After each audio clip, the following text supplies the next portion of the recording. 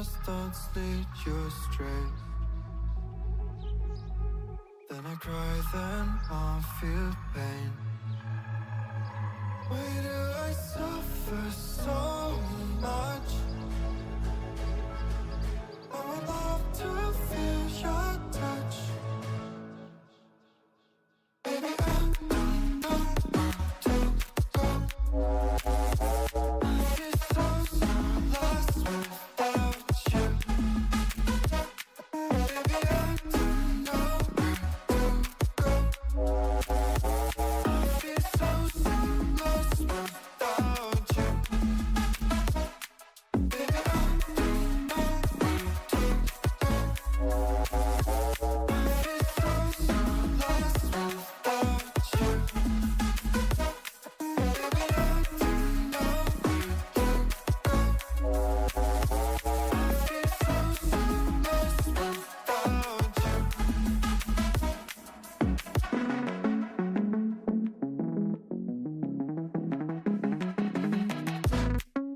Save me before I pass out.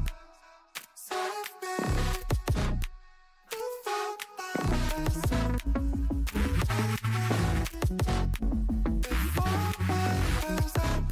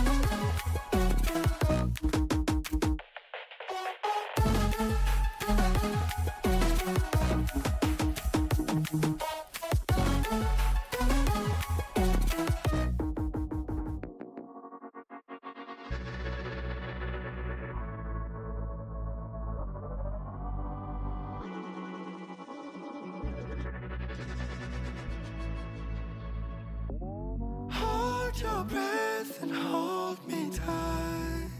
I'm messing with your mind. My eyes are sharp like your blade. I drive your mind insane.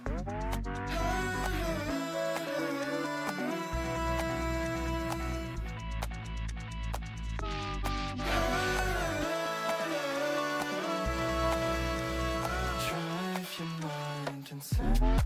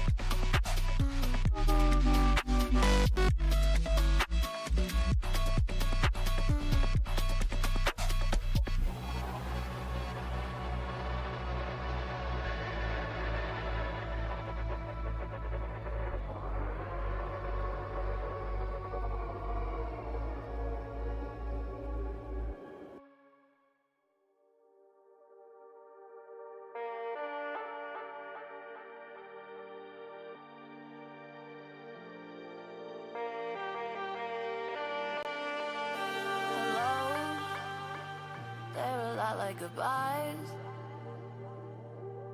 Of course you love me now, but give it time. Who knows? You might not be in my life. We never see it coming when we try. Love is blind. You can break the pattern, learn from your mistakes, focus on what matters, do whatever it takes. You can look for answers, you could even change, but if something isn't meant to be, then we must learn to set it free.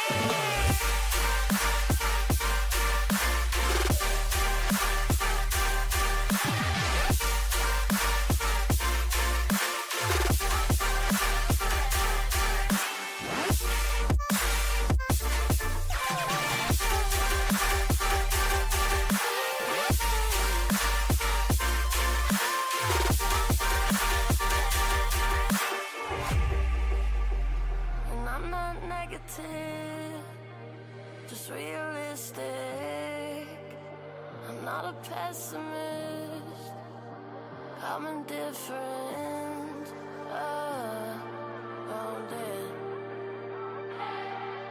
We never see it coming when we try. Love is blind. You can break the pattern, learn from your mistakes, focus on what matters, do whatever it takes. You can look for answers, you could even change, but if something isn't meant to be, then we must learn to set it free.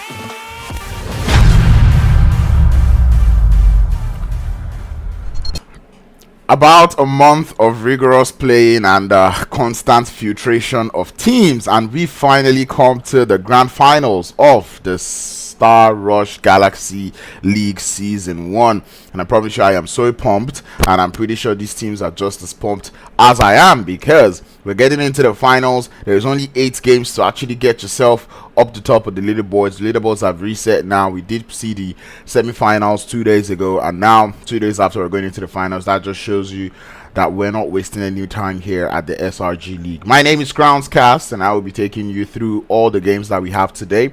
There will be 4 games today in the regular format, you know the vibes. And we'll start to see who's getting that advantage going into tomorrow's games. Like I said, there's only 8 games. You either have to make it or you make it. You cannot afford to snooze or lose here. The teams are battling out here for, I believe it's $150 if I'm not mistaken. But congratulations for all the teams for making it this far, or thus far. And without further ado, we'll be getting into the first game of the day. We only have one device we're up and running today, so apologies. We'll see we'll see how it works. But before we talk too much, let's run you through the teams that we've got playing in today's games. We have the side there of 355. We have 1 second, I'm just trying to move the leaderboard here. There we go. We have 355. We have the side there of Photo Energy. No, Private Energy Esports. We've got 21st Century. We've got Team EFX. We have Zone 7. We have Golden Gaming. We have the side of Apex. We have the players there from Spartan Gaming. We have the guys there from Limitless. We've got Club of Ballers. We have Galaxy Gaming. We have the side there of Kurd Clan. We have the players there from Expertz. We also have Rage Shield. There is the side there of Active Gaming, and last but not least, we've got Pain Africa. Now, playing path, a little bit of a challenging one, very Western, if you ask me. Taking us all the way from the military base up to Judgeable. You can tell that there isn't too much of places available for all of these teams to land, but I'm pretty sure the players would know how to make their way. The zone is one of those northern zones, a little bit central, but it's more to the north, making us peak between 2 sides, so it might be a little bit of a of a pain. But anyway, Speaking of pay, we've got the players there from Club of Ballers out here in the military base with the players there from 21st Century, which Romeo gets in the first knock onto the side of 21st Century in the police station. It's going to push 21st Century a little bit further behind, baby. Not too much HP in the bank as Aquila latest signing for 21st Century. Would be looking to make quite the entrance coming through. Was a transfer coming through from the side of Atrox Gaming. It's quite interesting to see him. And to an extent, I thought he was in 21st Century before going all the way to Quila. Sorry, before going all the way to Atrox. But anyway, I guess that's going to be talk for another day. 21st Century finding themselves in a world of hurt as the Club of Ballers getting themselves 2 knock out of 3. With Quila being the last player left, it's going to be a situation of how well he can hold on. Pre-fires coming in through a little bit late as the rest of Club of Ballers start to form up on this position. Shots coming in through. Quila not able to quite hold it up. And that'll be Club of Ballers grabbing themselves 3 eliminations to get things started. A poor start from the side of 21st Century. But that'll be the only place we've got action. But ultimately, it was a weird fight to get started. You know, when you go into hot drop locations, it's not too certain that you would survive that one. It's just a matter of how well you can play. And 21st Century looking to go into that police station, maybe not the best of options for them, but I believe it was in the bid to not land with the Club of Ballers on the on what I like to call the C block. But unfortunately for them, it didn't play out well. Club of Ballers playing that one with a cool and calm reserved head. They did have a lot of angles on that police station, and they did make sure to make those angles work. And fortunately, it worked out for them at the end. 3 eliminations being gathered for them. Nothing too bad. Going all the way to South Georgiapol, where we have this idea of Zone 7, looking very close to the players there from Spartan. Spartan coming in with 4 players this time. They've got Nova, Top Z, Choco, and Spyro. Nova, I believe, one of the players out there on that top Fraga list. Always a pleasure to see players doing well in tournaments, and I look forward to seeing him keep up with the consistency heading straight into the finals.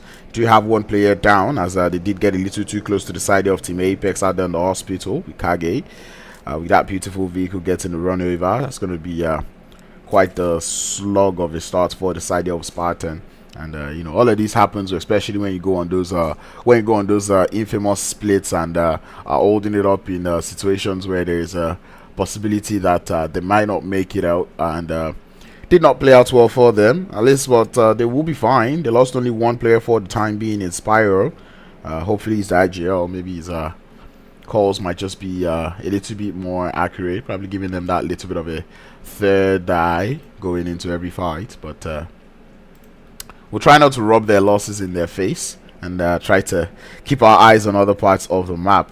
Going over to the side there of Kurd Clan, I think I want to pull up the leaderboard so I can understand where these teams are finished before heading into the finals. I did know Kurd Clan did put up quite a performance on the last day, seeing the players hold up quite nicely, especially with the side of B7R able to thrust them straight into the finals.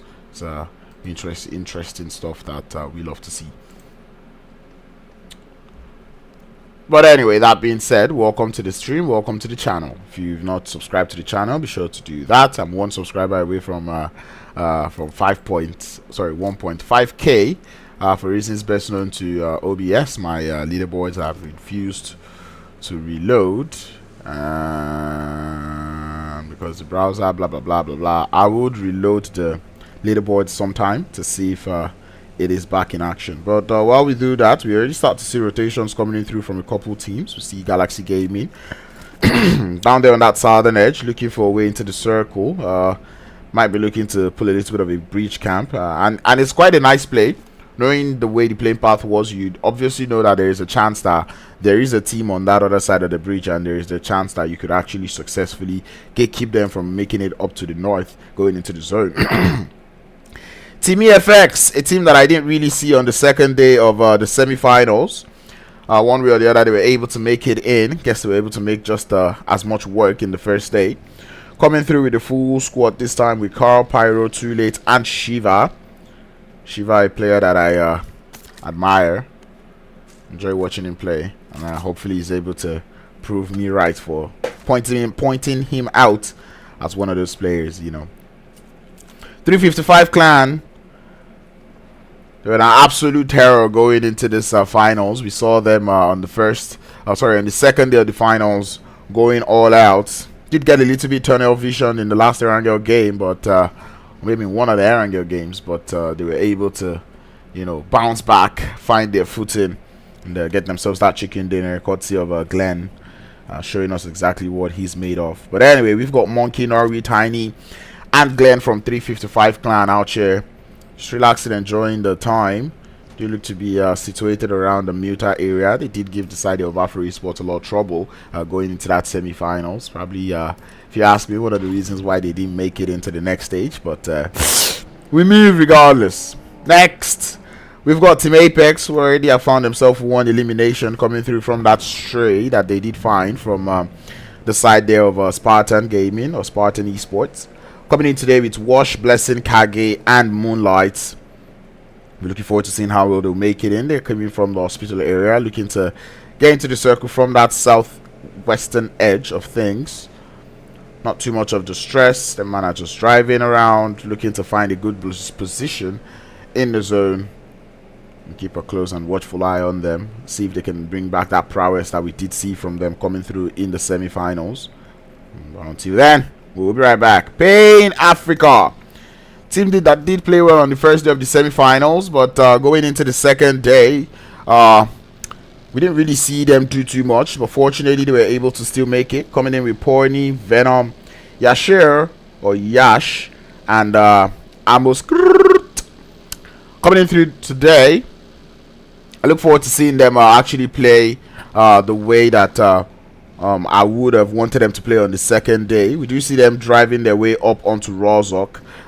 Quite a very strong position being held, and I admire this move coming through from the side of Pain Africa, knowing fully well that we got this type of zone in the semi-finals, and it was kind of a Rozok finish, and then they're just deciding to hold positions that they felt was strong, which was Rozok indeed, and it's good to see them finally holding it up here. But unfortunately, but actually for them, they would have to go against the side there of Private Energy, who does seem to be ready for a fight, with grenades being sent back and forth. Pony would have to fall back a little bit. Did buy himself a little bit of time, but that buggy would lose its tire.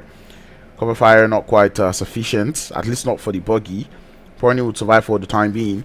But one thing we did see from that zone on the last day of the final or the semi-finals was that fine, it was a Rozok finish, but it was a little bit of a tricky finish for the side there of the teams that did find themselves in Rozok. And I'm saying that in terms of in relation actually to the players there from Private Energy Esports, given the position that they're currently holding. I mean, we did see Galaxy Gaming come through from this position on that day, but Pain Africa deciding to hold that paramount position, which was held by 355, who won the game, and it'll be interesting to see if that position does pay off well for them going into the rest of the games, or sorry, going into the rest of this game. Active Gaming with Traitor, the current top fragger of the lobby. Did see that man showing up, performing so well on that second day of the semi-finals. Now going into the finals, we look forward to seeing him show that or continue with that prowess, and that's something that I'm keeping my eye out for. They're coming in through today with Nexus, Shad, Reels, and Traitor. I think it was announced a couple of days ago that Ines parted ways with the team, and I might be wrong on the details here, but quite I would say unfortunate, you know, having such a strong player leave the team. But I mean, when you have the likes of Traitor, who does seem to be stepping up to the challenge, you mostly Traitor and Nexus. I did see one of the montages that he posted. When you have players like that already stepping up to the challenge, going into the finals of the tournament, I don't think they might feel the absence of Anes that much. But what can I say? What do I know? Going up to Kurd Clan, who do seem to have a fan in the chat, and Bast, he says Kurd Clan up. They come through today with Toxic Dark Blue, B7R, and Pharaoh, however you pronounce it, but I believe it is Pharaoh. Coming in through, we do see them holding up on the north western bridges, trying to bridge camp, waiting for teams who might try to make it into the circle from that bridge, looking to probably farm a couple kills from there and out. And we'll see how successful they might be. We did see them pop off, like I said earlier, going into the finals. Oh, sorry, into the semi-finals. So keep an eye out. Sparta, who've already been reduced to 3 players early on, would have to carry on the game as a 3-man squad. Hopefully that plays out well for them. They do seem to have ran into the side there of Limitless, finding themselves in a little bit of a sandwich. I know if one of the strongest man on that team finding himself down. It does look like the side there of Limitless want to come for the push. Indeed they will, as we start to see the full send coming in through. Choco prepping a grenade, awaiting the welcome here. Chunks it out to the right direction, and it's beautiful to get 1 knock. An instant thirst to follow suit. Now they know who's with them. The tide has been even. 6 nades looking for a flank, but will not really play out well for them, given that top now has a very sheer idea of where that player is. It's definitely not going for that heal up. More grenades landing to that position, but none quite connecting yet, as the side of Sparta decide to hold on in the compound with more grenades coming out. None to connect just yet. 6 nades holding a very strong position in this fight with Limitless now. Doc 7 looking to play around with the footsteps a little bit. Choco on the back of the fence doesn't quite seem to have a grenade though, because I would have expected a grenade come out, but it does look like it's a more of a defensive play coming through from the side of Spartan, who have been chunking up some smokes in the building, trying to cover the sight lines coming through from that cover fire. It does look like Doc 7 pushing out little by little, looking for the angles. Would find one, and it's now a 3v2 or a 2v2 if you're looking at who's in the compound, with Doc 7 trying to play around with the footstep. The trade is there as Bureau does go down. Doc 7 coming in from the side, would walk into a grenade. Down he falls, and 6 nade is in the compound, looking for the redemption, and he'll be able to find 2. 1 more player left in the challenge, but the first would come through from Choco. Choco very low on HP. 6 nade would seal the deal, and Limitless would finish up on top of this one, but suffering a huge blow as they lose 2 in that engagement. It was a good push coming through from the side of Limitless. I enjoyed how they did come through for the full send, but that grenade being prepped from the side of Spartan was absolutely wonderful. That is something that we enjoy to see, preparing that nade, anticipating that crash from the teammates, while another team sorry, from the team, while another teammate is grabbing the revive. Is just a play that we never get tired of, and I'm glad to see that they played it that way. But unfortunately, the numbers advantage not quite playing up well for them. They did quite hold up very nicely in the building, and it was a very sexy grenade to say the least going into that game. Rotations coming in through. Players going down one after the other. Active Gaming losing 1 just at the end, or at the feet and the bottom of Mount Everest, which is currently being held by the side of Team Apex. We start to hear players taking in shots as Spain Africa Yash would go down to the side of Panther, who's been keeping a close eye on that rotation. And the side of Pain Africa not quite able to find a good position in the zone, especially given the fact that they thought that zone was going to end in that Rozok area, but unfortunately that did not play out well for them. And Shiva already finding himself 1 knock onto the side of Private Energy Esports. It's beautiful shots coming through from him. But it does look like there are more shots being fired by the opposition team. But Carl, he's got something to say about that, as he does get that trade coming in through. More players looking to push across the bridge. Rip pushes up, but RIP is what Wood say to him. Shiva now makes it towards the damage center. Does look like 1 revive has come through from the side of Private Energy, but Shiva, very low on HP, has to get his HP back up, and now the full send definitely has to come through. Grenades in the hand, as the side of Private Energy does look to be sending theirs through. It's a beautiful grenade there from Shiva! Sending them in their Shivas. 3 eliminations to that man. And you see why I say I enjoy watching that man play. An absolute spectacle, to say the least. But anyway, we're looking at 2 giants going up on Mount Everest. It's a battle for the top of the mountains, as Reels finds himself in the sight lines of the side of Team Apex, who are also holding that Mount Everest position. Team Apex quite aware of a player or a team that is quite close to them. Wash definitely been spotted by Reels there, deciding not to take any shots, looking at trigger discipline. But it does look like the side of Kurd Clan, they're not quite happy with that position being held by the side of Active. And it's quite interesting to see the Active Gaming deciding to just hold on to this position, anticipating that next shift before they start to make any major moves. Right now, it's just a matter of buying themselves time. I believe Apex have also been spotted on the top of that hill. It does look like Reels has been spotted. The HP bar has been drained. As grenades now are being prepped up from the side of Team Apex.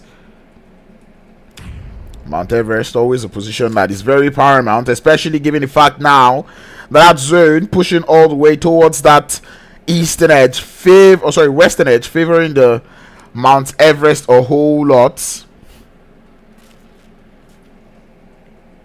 It does look like Active Gaming would not want that position, but we'll pull over to the south, where we start to see Golden Gaming going against the side there of 355 Clan. With 355 Clan being the one on the disadvantage, it does look like one player is knocked. I've been sent a new link for the leaderboard. Much to see, because that other one did crash on me. So there we go. Leaderboard's currently being updated. It is just elimination leaderboards for this game, as we're down to the last 13 teams. And I'm enjoying that survival rate coming through from the teams in the lobby right now. It's quite interesting to see that players are able to hold on to this position, you know, holding on to the fourth stage. But right now, with that zone heavily favoring that Mount Everest, and two teams seated comfortably on Mount Everest, it starts to become a lot of trouble. The side of Galaxy Gaming looking for that solo scout from the side of Rage Shield. Would not be able to find any. I believe Galaxy Gaming currently has players that used to be in Ultima Rage. But anyway, Lynx would find one knock, but the drop shots coming in through from Yoda would be able to seal a trade. And now does the players there from Golden Gaming, do they want to continue engaging? It doesn't seem like it. Actually, scratch that, it does seem like it, as we've got Atlas in the compound. XYZ looking to hold an off angle, but he will be getting shot at from the top of the hills. And this is what I was talking about, that Mount Everest position currently being held by two very strong teams. And Atlas, he's got a beautiful grenade, might be able to chunk it outside. He does get one out, but unfortunately a little bit overcooked, and it does look like his own is being cooked for him. Would land, but not quite sealing the damage, but the Molotov threw into the compound would force him out. The shots come through, Captain would fall. And Golden Gaming holding up quite nicely even as a two-man squad. Atlas needs to get that HP back up. And it's wonderful cover coming through from XYZ, who does run straight into the open. Red Shield, they have heard all of this and they want a little piece of it. A grenade would land up onto Legend Danny Brown. Coming in from the side, he's got grenades of his own. Shots would be coming in through Red Shield. They need to fall back a little bit, but Galaxy Gaming not quite backing out on the fight, as they would lose two. One player left, he has to grab the revives. We did lose Golden Gaming in that fight, and it does look like there is more action going through as Kurd Clan gets started with the side there of 355, who've not seemed to catch a break going into today's game. Club of Ballers still ended up quite nice as Romeo and X, the last two players left. It does look like Tiny feeling a little bit ambitious, and indeed he will find the knock, with X now being the last player left for the side there of Club of Ballers. Has to hold his ends. The return knock is there up onto Tiny.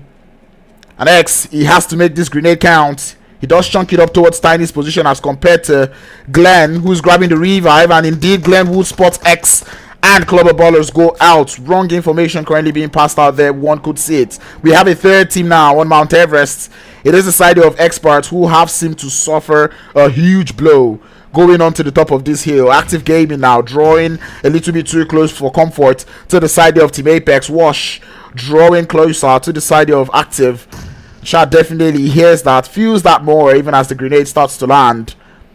And Ryu's out there on the third party, or make that off angle. Active Gaming looking to fall back a little bit on Mount Everest, looking to hold that position as that zone continues to center up on the top of the mountains.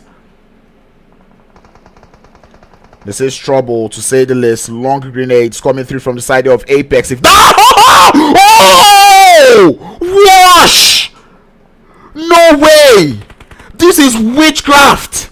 This is witchcraft. He does chunk another one. Shard feels the brunt. And more grenades being chunked out from the side of Apex. You do not launch a grenade like that and not feel confident. Look at the push coming through from Wash. The rest of his teammates aren't even behind him, but this man doesn't mind. He doesn't care. Moonlight will fall from the third party coming through from behind, and that has to slow down Apex for the time being. But Team Active Gaming have their own to deal with. We've got more team coming in through. Kurd Clan has found their way to the bottom, to the feet of the mountain. And same thing can be said about 355, who seem to be focused on the side of Kurd Clan. Toxic finding himself very close to the opposition out here. And not too much cover, only the vehicles coming through from the side of Kurd Clan. More grenades currently being launched. None to find the knock just yet, but Toxic very low on HP. B7R comes in from the side, but he walks into that grenade. Down he goes. Monkey comes in from the side, looks for the second knock, and indeed he would find it. Two players up for the side of 355. Onto the side, Pharaoh tries to pick. He gets sat down. Glenn, the last player left, and he would also fall, with Monkey now trying to hold on the fort for his team, who's finding himself in a sandwich position between Active Gaming and the side there of Kurd Clan. Kurd Clan would survive. Same thing can be said about Active, but Team Apex now, they've heard the shots. They want a little bit of that action, and here comes Kage. Looking to the foot of the hill, he would spot Fatboy. Taking in the shots towards his position, Fatboy remains alive. Would not fall just yet, as the side of Active Gaming now start to look at the side there of Kurd Clan, who are now sandwiched between the side there of EFX. Too late. Loading up a grenade for the side there of Active Gaming. He chunks one up. He does look good. Doesn't quite find the damage yet. Apex, they need to continue to push onto the side of Team Active Gaming. It's a wonderful two-piece coming through from Too Late, and he's sending it more. Active Gaming cannot do anything more as another grenade lands from Too Late, sealing the deal for Active Gaming, going out in fourth position. Team EFX still staying alive. Same thing can be said about Apex, who find the knock up onto Too Late. EFX down to Shiva, looking for the knock up to the side of Kurd Clan, would do damage but not find any knock. Apex, they are enjoying this. They are vibing with what is going on, but they're getting a little bit overzealous, walking into the line of sight of the side of Shiva. Shiva spots them, but make that dark blue. One player down for the side of Apex as they walk into the Predators, but they will be holding up quite nicely. Wash is able to find that return knock, and Moonlight, for the time being, he would be the only player lost. Into the smoke, they have to go. Apex have to hold on, but EFX, 11 eliminations already for that team. They are looking strong and more strong as more grenades start to land. Shiva, he's been on something going into this game. Kage now, the last player left to hold it up for the side of Team Apex as EFX make their way up to the top of the hill. Kage up against Too Late, but the damage has been done. Kage would fall. The side of Team Apex down to one. It is Wash, bottom of the hill, not too much meds to spare. The players there from Team EFX, they are scouring the top of the mountain, letting everybody know that they did not play that second day of semi-finals for a reason. Footsteps has been heard, and here comes the push. There is only so much Wash can do. Having the vehicle close to him is not enough, as Team EFX would ride the lobby, get themselves that winner chicken dinner, cleaning things up, clearing the lobby, wiping it. They played so well, so strategic, and it worked out for them. Started to use those guns when they needed to, went all guns blazing, and they got that winner chicken dinner. These are the players I love to see. 17 eliminations and a chicken dinner. What more could you ask for? What a play. What a game. Too late. My man's holding up with 7 eliminations all on his own. Shiva with 6, Pyro with 3, and Carl with 1. What a play. Now I love that. Apex, they held up so well on the top of the mountain, but unfortunately they needed to pick a side, but they picked the wrong side, pushing up onto the side of Kurd Clan, but EFX was all there for that third party. And you just love the fact that EFX did not lose any players going into that game. Nah, that is beautiful. Not YouTube forcing me to insert ads. I don't want to. Get out of my face. Kurd Clan out there in third with 1. And to be honest, Kurd Clan did a whole lot of danger, but unfortunately they did not get enough eliminations, which is painful. But I believe in Kurd Clan. I believe you guys can step up to the challenge and start to get those elims. Active Gaming on the feet on the top of Mount Everest, not quite able to hold it up. They got sandwiched a whole lot. And unfortunately, that didn't play out well for them. They did finish with 4 eliminations in 4th position. I feel bad for them. I'd love to see the damage numbers coming through from the top 5 teams, because these guys were absolutely fragging out. You love to see that one. Anyway, Galaxy Gaming in 5th with 2 elims. Side of Zone 7 in 6th place with 3. 355 in 7th place with 4 elims. Side of Expertz going out in 8th position with 2 eliminations. Limitless in 9th position with 4. Raid Shield in 10th position with 3. Club of Ballers in 11th position with 4 elims. Spain Africa in 12th with none. Golden Gaming in 13th with 1. The side of Private Energy in 14th position with 1. Spartan Gaming in 15th with 2 elims. And 21st Century suffering a huge brunt of what seemed to be a very interesting game, going out in 16th position with no eliminations.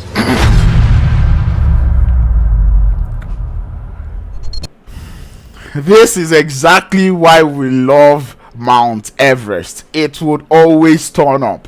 What a position to be in. What a position to play. Apex played that well, but who played it better? It was Team EFX. And it's not every day you see a team climb up to the top of Everest as smoothly as the side of Team EFX did. It did that by taking a whole lot of fights coming into that zone from that eastern edge, and they started to take those fights, biting into each team, forcing every team into a sandwich. And I think Active Gaming actually did a whole lot of play for the side of EFX, because EFX just came through, third party in Active Gaming's fight, stealing whatever knocks they're getting, doing the final damages that they needed to do onto all the teams who were trying to get to the top of Mount Everest. And that was just beautiful coming through from the side of EFX. I want to continue seeing more of this gameplay coming through from this team, but it is just game 1 of the grand finals, and we can start to see how well these teams are going at it, and I cannot wait for the rest of the games going through to the end of today. That being said, do not go anywhere. I'll be back for the second game of the day in the Star Rush Galaxy League Season 1. Don't go anywhere.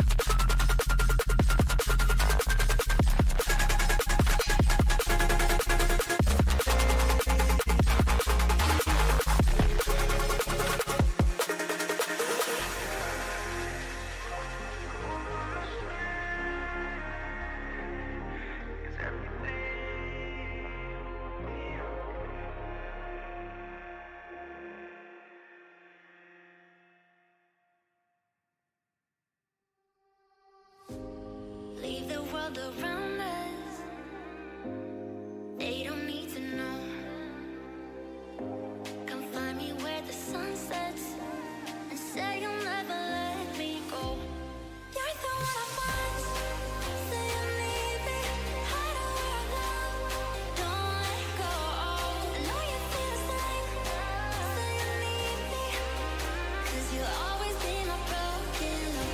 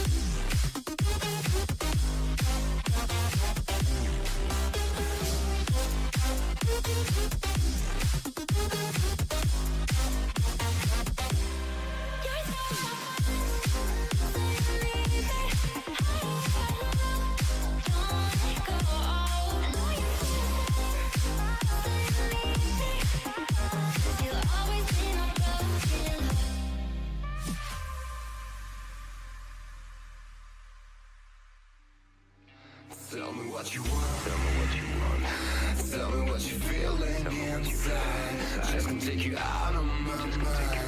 And I gotta wake up without myself tomorrow. Try to confront every wall that you said. Even after you left, all this gap turned out to become sorrow. Tell me what you want now. Tell me what you feel inside. This can take you out of my mind. You gotta sit in your eyes. Try to confront the skies. Can you feel my outside?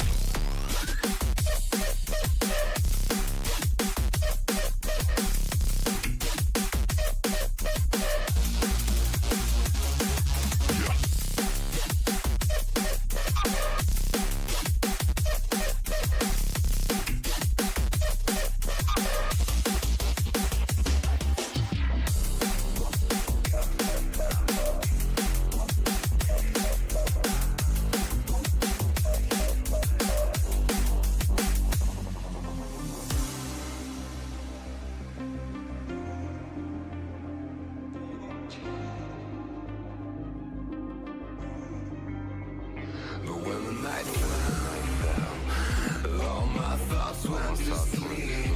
It gets harder to breathe, and I got marked by your eyes now and forever. Your decision, your lies, dancing with the disguise. When my hatred will rise, we'll realize that we're never meant to be together. Tell me what you want now. Tell me what you feel inside. This can take you out of my mind. You gotta sit in your eyes. Try to confront the skies. Can you feel my outside?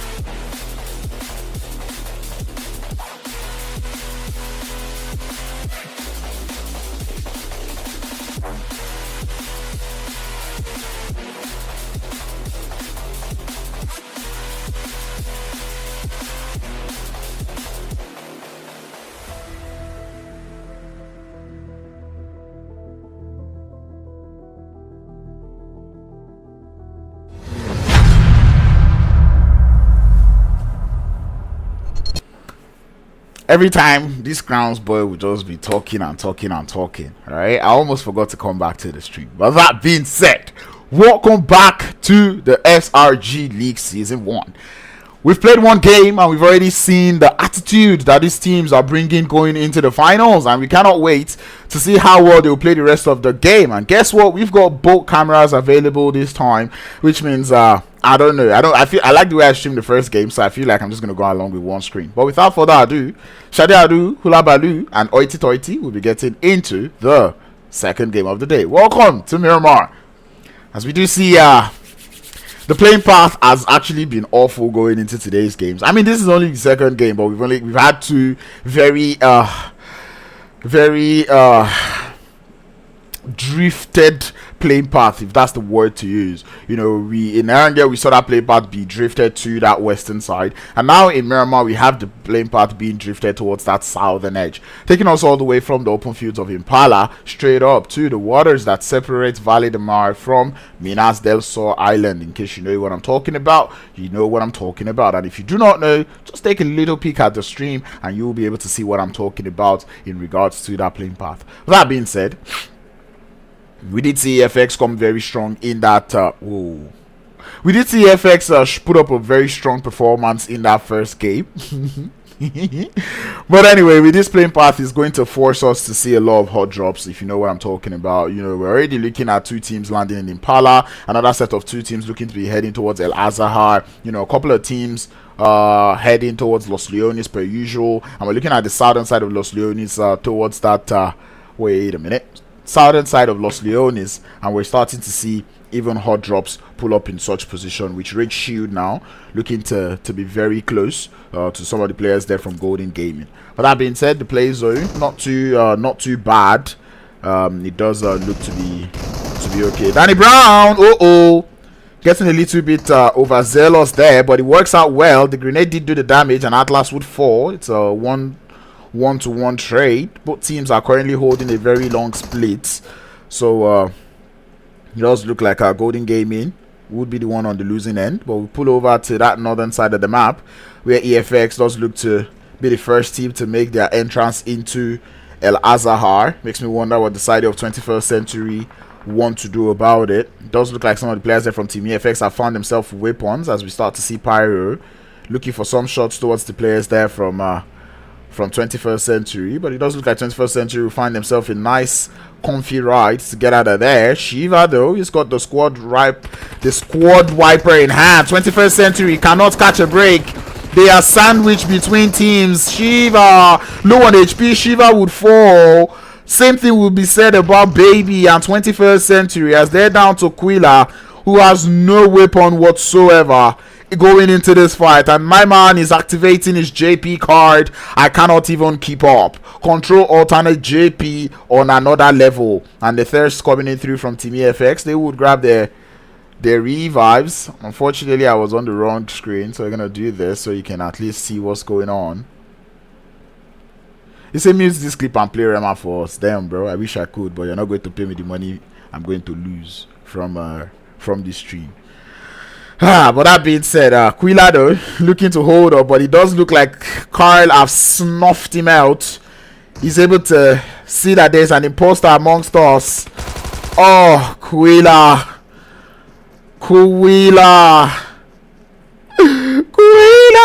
Actually, I'm not gonna make a clip out of this, so I'm just gonna stop. But Quilla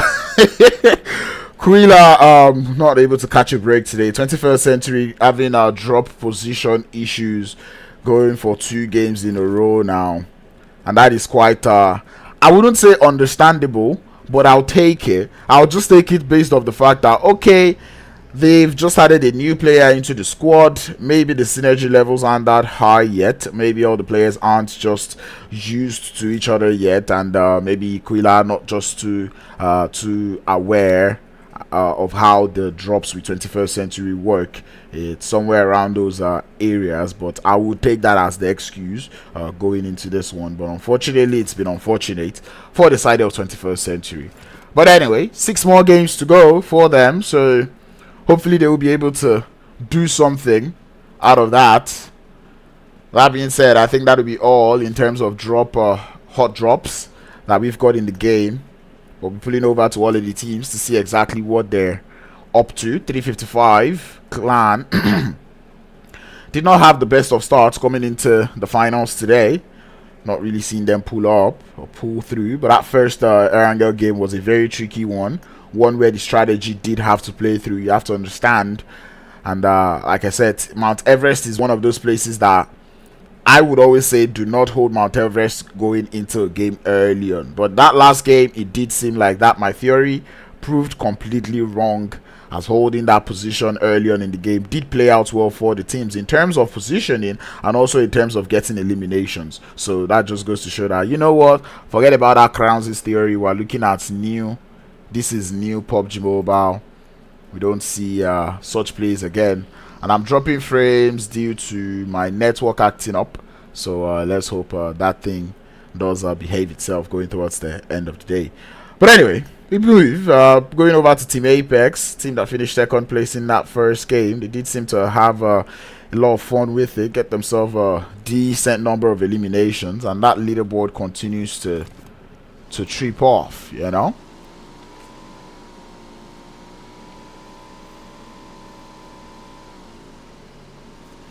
Man says, I love your vibe. Amen. Amen to that, my guy.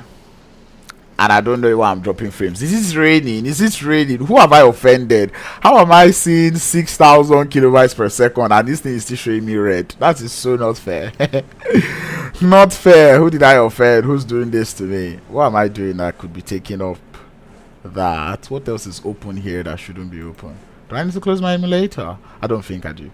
But anyway, we're looking at Team Apex. Like we said, they did have a very good game in that first one, but we wouldn't be spending too much time with them. We've got to move to Pain Africa. Porny, Yash, Venom, and Amos Crew. They did run into a lot of problems in that first game in terms of their rotation. And apologies to any of you players that have got exotic vehicles, because if you have, I cannot see them because it's on Spark. But anyway, Pain Africa are looking to make it into the zone. Hopefully by the time this delay kicks in, my stream is no longer lagging. But my stream is laggy. I can see it, but sorry if it is lagging. I'm not going to try typing. Keyboard is acting up. But anyway, Pain Africa looking to make it into the circle from that south eastern edge. They are quite close to Los Leones, and when we mention Los Leones, we're mentioning the side there of Active Gaming, who happens to be the next team on our list. See them with a monster truck and coming in with the same squad again. They almost did not enter this game, but then man came in clutch, applying their Zenitsu strat. Worked out well for them. And I do not know, I actually cannot tell you why I'm seeing red right now. I can actually. It says dropping frames due to network. Last time I dropped frames due to network, it was because I was using too much computer space. And right now, on this screen, I'm not even using too much. But I guess it's probably my emulator, but whatever. If my emulator is causing me issues, I'll just close it. And we'll go through all through the next couple of games without the emulator. But where it becomes painful is the fact that my emulator was open in that last game. So, I don't see why it should be causing any issues. And I know it's quite rainy outside, so... But anyway, Pain Africa do look to find one knock onto the side of Active Gaming. It is long-range engagement for the time being. So Shad is way behind. It does look like Reels would be able to get him back up just safely.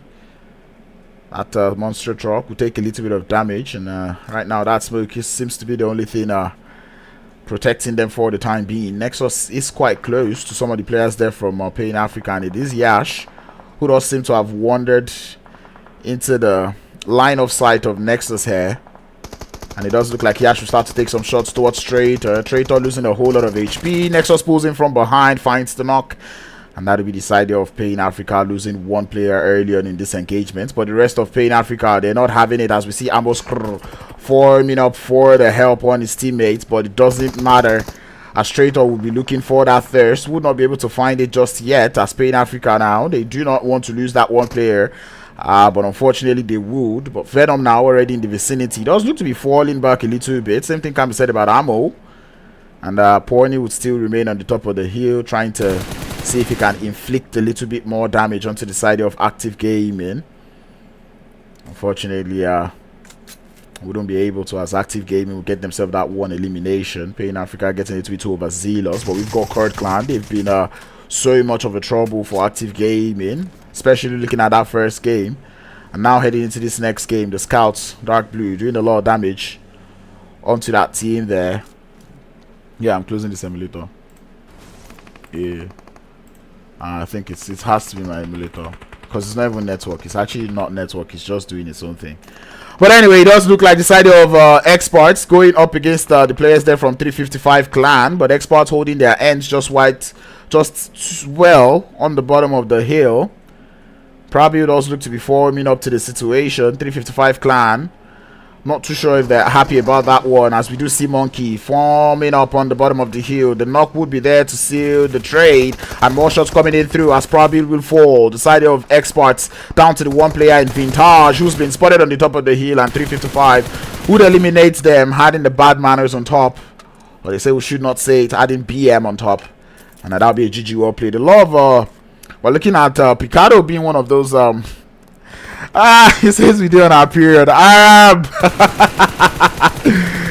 about that? Anyway, Spartan Gaming moving a little too close for comfort, as they would fall to the side of the players there from Picardo. Nova would fall, and it does look like Kurd Clan looking to go for the third party, but Galaxy Gaming are not having it. There you go. You're not going to steal our elims, as Dark Blue now looking for like a snipe, at least for a little bit of a return fire. And on the southern side of teams, Spain Africa still looking to be driving around the side of Active Gaming. And it does look like Venom will pull up onto Shad, who's been chunked down in terms of HP. There is cover fire coming through for them, but Ammo Screw coming through with the grenades, not helping matters. Venom has got one also being prepped. A little too far, will not connect just yet, as Ammo Screw continues to spam those grenades through. Shad also trying to put some himself, but Active Gaming need to pull up a little bit closer to their teammates, because right now it does look like Shad is getting isolated a little bit. But you've got to admire that off angle coming through from Traitor on the top of the hill. It does look like Venom will be able to catch a little bit of a whiff, as he does spot that flank coming through from Reels, who will be getting into his own vehicle to counteract that flank. And one thing you do when you have a flank angle is to force that isolation. But Nexus now, one of the kingpins of grenade, if you know what I'm talking about, already forming up onto the position there of Ambo's crew, who's downstairs and playing Africa now. They might have found themselves now being the ones being isolated right now. Nexus hears the footsteps, ricochets the grenade, but will not find the knock just yet. But Shad now in the vicinity, letting the shots fly. The damage is being done. Shad not giving up just yet as there is active cover fire. But Shad comes in from the side, looks for the knock, and he finds it. But the return is there. Nexus is quite close to him, so it will still be much of an advantage coming through on the side of Active Gaming as we start to see the rest of Pain Africa try to form up on the fight. But Active Gaming, 3 players already in the compound and make that the full squad. They will be holding up quite nicely. Porny not looking to form up as just right in time as Reels continues to move on that flank angle. Traitor does come through looking for the run over. Flies above the player, jumps out of the vehicle, finds the knock. And that'll be a GG's as the side of Pain Africa now reduced to just the 1 player in Porny, who did form up on his team very late. And unfortunately now has to survive for the whole team going into the rest of the games. Up towards that north, we see Club of Ballers making that gentle rotation that we'd always see from them into the zone. Did play out well for them on the second day of the semi-finals, but would it play out for them here in the finals? Is one question that I've got in mind. And indeed, it was my emulator that was making my stream lag. So I guess that's going to be bye-bye emulator. We'll be working with what we see. Club of Ballers though, that rotation not as quiet as they would have expected. Zaza taking a whole lot of shots. Thankfully that is the monster truck and not the buggy. If not, that man would have been seeing fumes right now. And speaking of fumes, are you in the chat, fumes? But anyway, let me know who you're here for in the chat. No, couple of people. No, Arab is here for 21st century, but seeing as they've gone out early, quite painful, fortunately. But they will be fine. Like I said, 6 more games to go. 2 more games for today. They might just be able to bounce back. But anyway, pulling up to that northeastern side. Sorry, make that the northwestern side. We've got Zone 7. Holding up on that northwest. Simos, Wandofi, and Revolts looking to be holding it up on that northwestern edge of the circle. As that circle starts to close up now. And Team EFX looking quite alright on that northern side as we anticipate the hard shift, and indeed it will be one as the hard shift does go up towards that eastern edge, favoring Picado a lot. Galaxy Gaming would find themselves rejoicing, and this is one of those zones where I say no matter how tempting it is, do not go into the city, you know. And I look forward to seeing, I mean, Galaxy Gaming, maybe it is fine, they're already in the city, they landed in the city, so they'll be fine.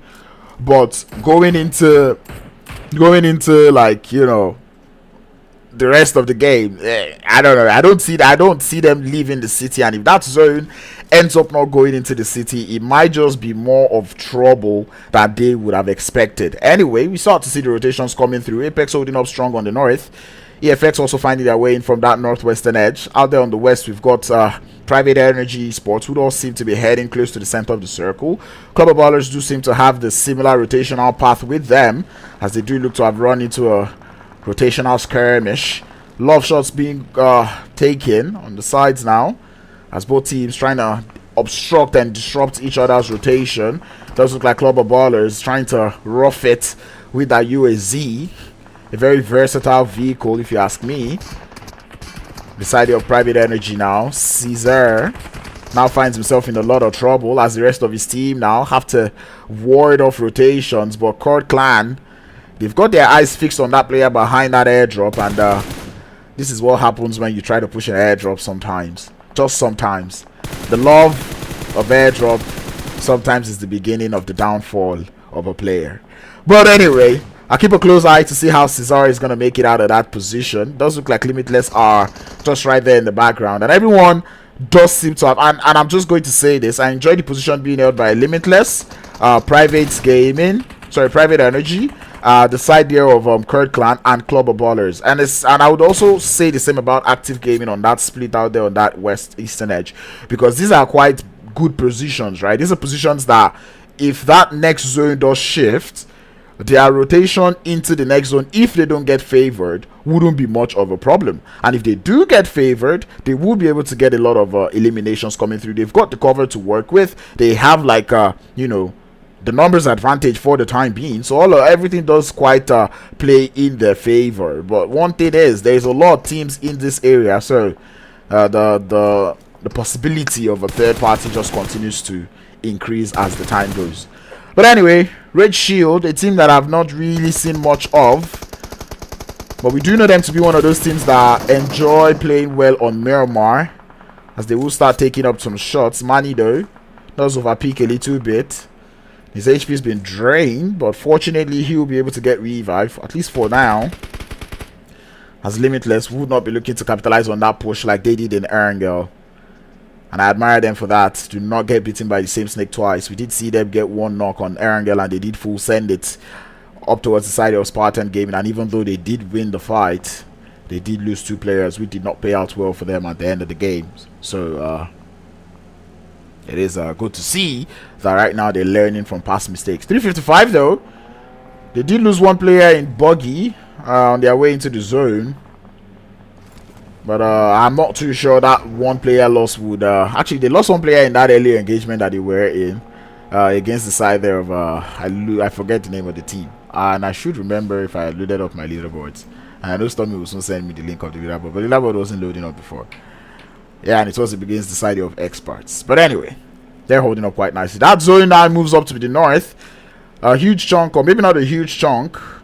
A little part of Picado has been removed, and here's what I was talking about that position. Now Private Energy find themselves in a good spot.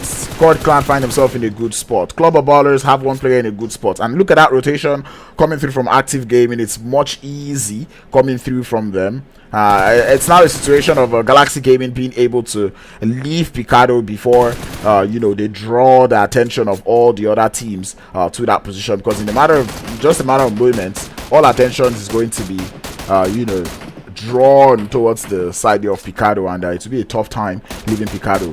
And, speaking of tough times, Red Shield will be having a tough time on that rotation, as they're looking for a good spot on that western edge. None too much or none too available, as they're right now just hogging the line of the zone.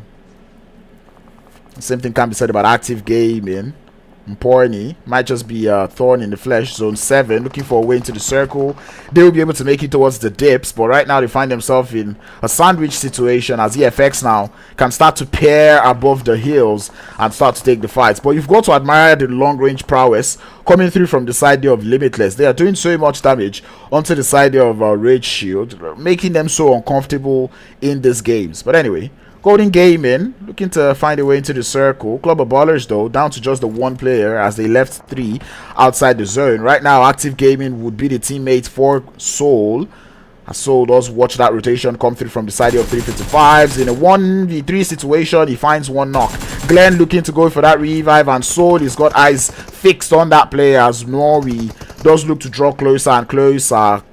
Club of Ballers down to Soul, trying to hold on his edge. Both players currently prepping grenades, but Soul will grenade himself. Not quite working well. The pressure getting to that player as the revive does come through. I've just got to admire the play coming in through from Nori. This is able to buy the team a whole lot of time. So much noise coming through from that zone, as everyone is looking for a third party advantage. As Soul definitely aware that they cannot get outside this building. It does spot Monkey again, takes the shot, but the 6x scope needs to be too large for that engagement. And here comes the push. Molotovs being sent out towards Nori's position, but would not be able to get the burn, but the grenade does the damage. Molotov to follow, not enough to connect. More mollies as that player has been sent to burn. The burn is there, the bullet is there, and down they go. The zone favors up onto players there from Picado as it moves towards that eastern edge. A nice split being held by Active Gaming, but Galaxy Gaming now is the time to spread their wings. Zone 7 now, they heard shots, and they have taken fight against the side of Limitless, as we do see Simo looking for the side of Limitless. He does find 1 knock with the grenade in Young Boy, and Simo's now feeling quite ambitious, going up for the push. 6 nades, finds a little bit of damage. Pre-fire there, but none to connect. More pre-fire coming in through, but to the wrong direction, as Limitless find themselves victorious into that engagement. 355 already up to 6 eliminations. You love to see that one. And I want to see how many Limitless have got. Limitless, I believe they have 3 eliminations now. You just love to see that one. Apex still loading up on the north as Active Gaming now. Full send it straight into the players there from Galaxy Gaming. Legend walks into the fire and he's burning. Grenades connecting onto the side of Active Gaming, but the DBS in the hands of Shad is doing quite a lot of scaring onto the side, or make that trader is carrying onto the side there of Galaxy Gaming as Freak has to hold upstairs, jumps downstairs, the footsteps has been heard, finds the knock on the side, Shard is down. The side there of Active Gaming would lose 1 on this engagement as Freak looking to hold it up. It is a trade. 3 players still up for the side there of Galaxy Gaming as Active Gaming gets 1 revive up. Trade up with the DBS, not able to hold up against the side of Galaxy Gaming as they've been waiting. 5 eliminations and Active Gaming start to dwindle in terms of number, and we start to see more pushes coming in through as Nexus falls. Ryu's the last player left for the squad. We know that man to be quite one of the strong players, but is he going to be able to hold up? Third party coming in clutch for the side of Active Gaming, but would it be enough? We'll come back to that one. Up on the east, or make that the west, we have Private Energy going up against the side of Active Gaming. Alpha falls, and when's the last one's left? He does find the knock and goes for the instant flush, goes for the drop shot, but cannot find the knock as Active Gaming clean up that situation. But on the south, it's not done. Limitless find themselves in trouble as the side of 355, they have wandered into their sides. The push is coming in through, and the wipe is being secured as 1 more knock has been found. Doc 7 looking for a way into the circle, but that blue zone ultimate taking out all these teams one after the other, and it is trouble on the west as here comes Rage Shield into the situation, and Kurd Clan also find themselves there. The push upstairs is there, and the players there from Kurd Clan, they need to grab the revive. Molly's going upstairs, but none to find any damage just yet, as all the teams on this western side do not have that zone. We lose yet another player as 5 teams would remain in the lobby. Rage Shield holding up with 2, side of Kurd Clan with 3. It's Team EFX, one way or the other, still alive with all 4 players, and they already have 6 eliminations to speak of. In 45 seconds, they need to make a move. There is no team currently in that zone. Everyone either doesn't have vehicles, or only Galaxy Gaming is the only team who's free to move. They've had Picado play out and come in clutch for them. EFX, they do find that 1 knock onto the side of Kurd Clan, and it does look like they're going in for that full send. Molotov's currently being sent to the door, preventing a little bit of motion coming in through as we start to see the push coming in from the side. 2v2 split as we start to see the push come through. That blue picks a little bit, and he would fall to the grenade as the revive does come through on the top of the hill. Rage Shield is here for the active third party, but these 2-2 splits coming through from the side of EFX coming in clutch for them as the 2 players on each side do seem to be holding up their ends quite nicely. Too late launching more grenades into the vicinity, and the blue zone starts to push. 23 seconds, and it's going to engulf all these teams. Oh my god, Kurd Clan looking for more knocks onto the side there of EFX. Takes the shot, looks for the knocks, but would not find any. But Carl would eventually fall. Everyone is in the blue zone. Galaxy Gaming, they are feasting. They are watching all of these happen as this blue zone, it's forcing everyone out. Rage Shield, 1 has been uprooted from the vehicle. Make that 2. Oh, make that just 1 as Manny looks for a way into the zone, but Wood hits the lead. Coming through from the side of 355, up by 15 eliminations. They have made it into the top 2 situation. As a 2-man squad, they're holding up quite nicely. Elimination counts currently being increased as Captain looking for that revive onto his teammates. Galaxy Gaming, Legend might just get revive, but I do not see any escaping. Nori's got his eyes fixated on that position. It's a 2v3 right now, and grenades currently being launched out by Glenn. It's good, but cannot find the damage. Glenn, he's got more in the tank. He's got more to spare. 2 more to go. Another grenade lands. Legend feels that one has to fall into the building. Another nade has been prepped towards that position, but none quite connecting just yet in this 2v3 situation. It is the final brawl between Galaxy Gaming and the side of 355 Clan. And 355 able to capitalize on all those teams looking to make it out from that western side of the zone. And what a play coming in through. Captain has got an off angle as 355 Also look for that off angle in Nori. Nori finding his way up to the top of the hill, and he would make that off angle. And now this spells trouble for the side of Galaxy Gaming, but they do not have that numbers advantage. 355 Glenn is able to hold on his end. He's good for 1 but not for 2, as that player would fall. It is now a 2v1. Nori on the top of the hill. There is only so much they can do. 4 meds to the name, but Galaxy Gaming, they've got this game wrapped around their fingers. 5 eliminations, sorry, make that 9 that they've been able to secure for the time being. Right now they will be focusing on getting that reset.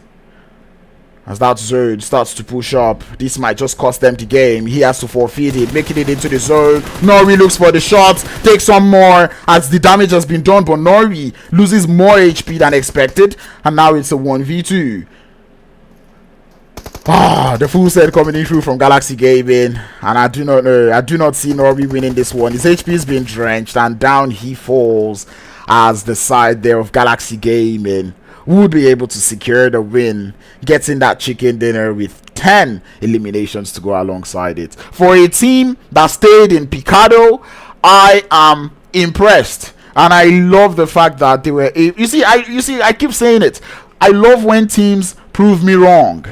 I didn't like the fact that they were in Picado, and I was looking forward to seeing how they would leave Picado. But that zone, I feel like the side there of Galaxy Gaming, they cracked it, and they were able to play with the zone. It favored Picado a lot, and they were, able to make that rotation, smooth rotation out into the outskirts of of Picado. And I like the fact that they did that whilst getting eliminations. 10 eliminations is not too bad. 20 points gathered overall. It is nice. I know 355 did gather more points than they did. I mean, we can see it out there, 22 points, but still it was a good game coming through from Galaxy Gaming. 355 making up for 2 games in 1, as they get themselves 16 eliminations and a second place finish.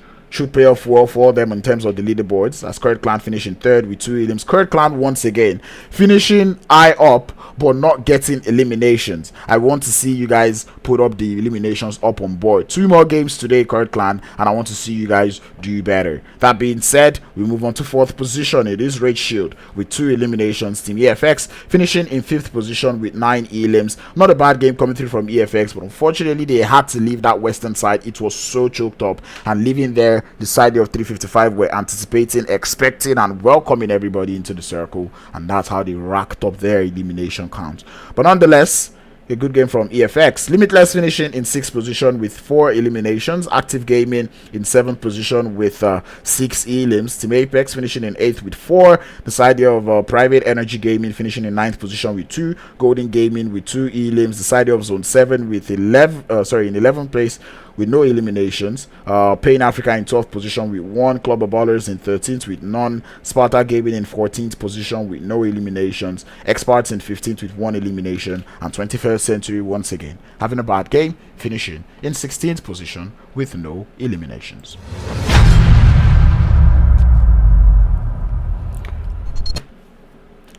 Gotta give it to Glendo for that game, as they finished with 6 eliminations and over 1,000 damage in the pocket. That just goes to show you how much work the side of 355 Clan were doing. But I mean, they did finish up in 2nd position. 16 eliminations going on to that team. You just love to see when a team decides to go all out like that. And now this is the 355 that we saw in the 2nd day of the semifinals, and I hope to see them continue with this prowess going into the rest of the games. But that being said, 2 games done and dusted in the SRG League Season 1, and I believe you're all having a good time. So show me that you're having a good time by dropping a like on that stream if you have not already. Share that stream and tell people something is going on. Be sure to pull up to watch. But that being said, see you guys in a couple minutes, as we need to get into the 3rd game of the day, and I believe we'll be heading straight into the jungle of Sandhawk.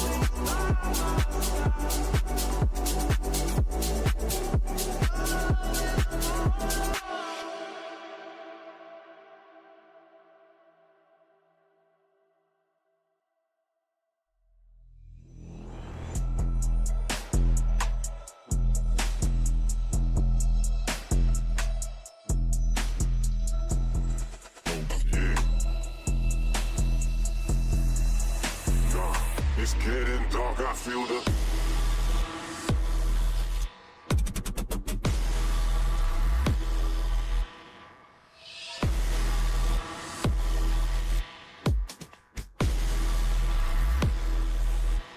I feel the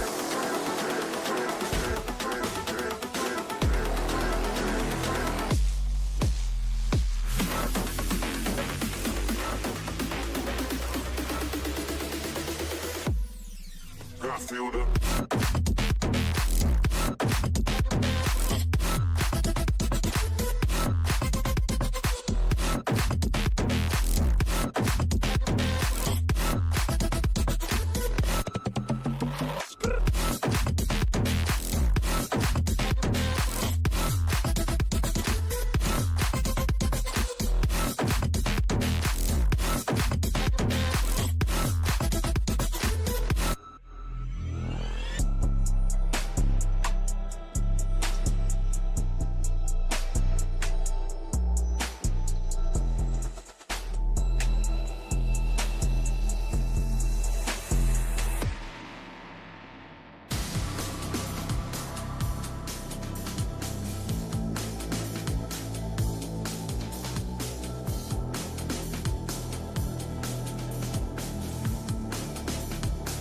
it's getting dark, I feel the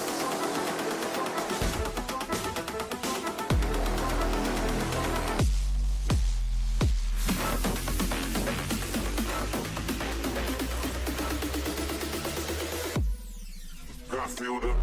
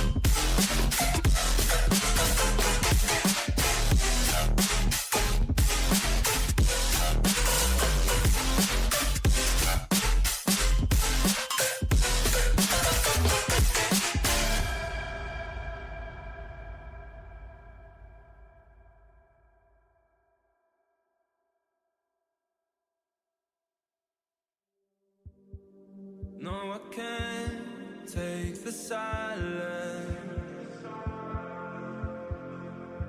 Now I find comfort in the rain. Tell me who can I rely on when those I love cause me pain. She dreams of you, she calls your name at night. I'm frozen in the snow, can't win this fight. This is hard robbery. This is hard robbery. This is hard robbery.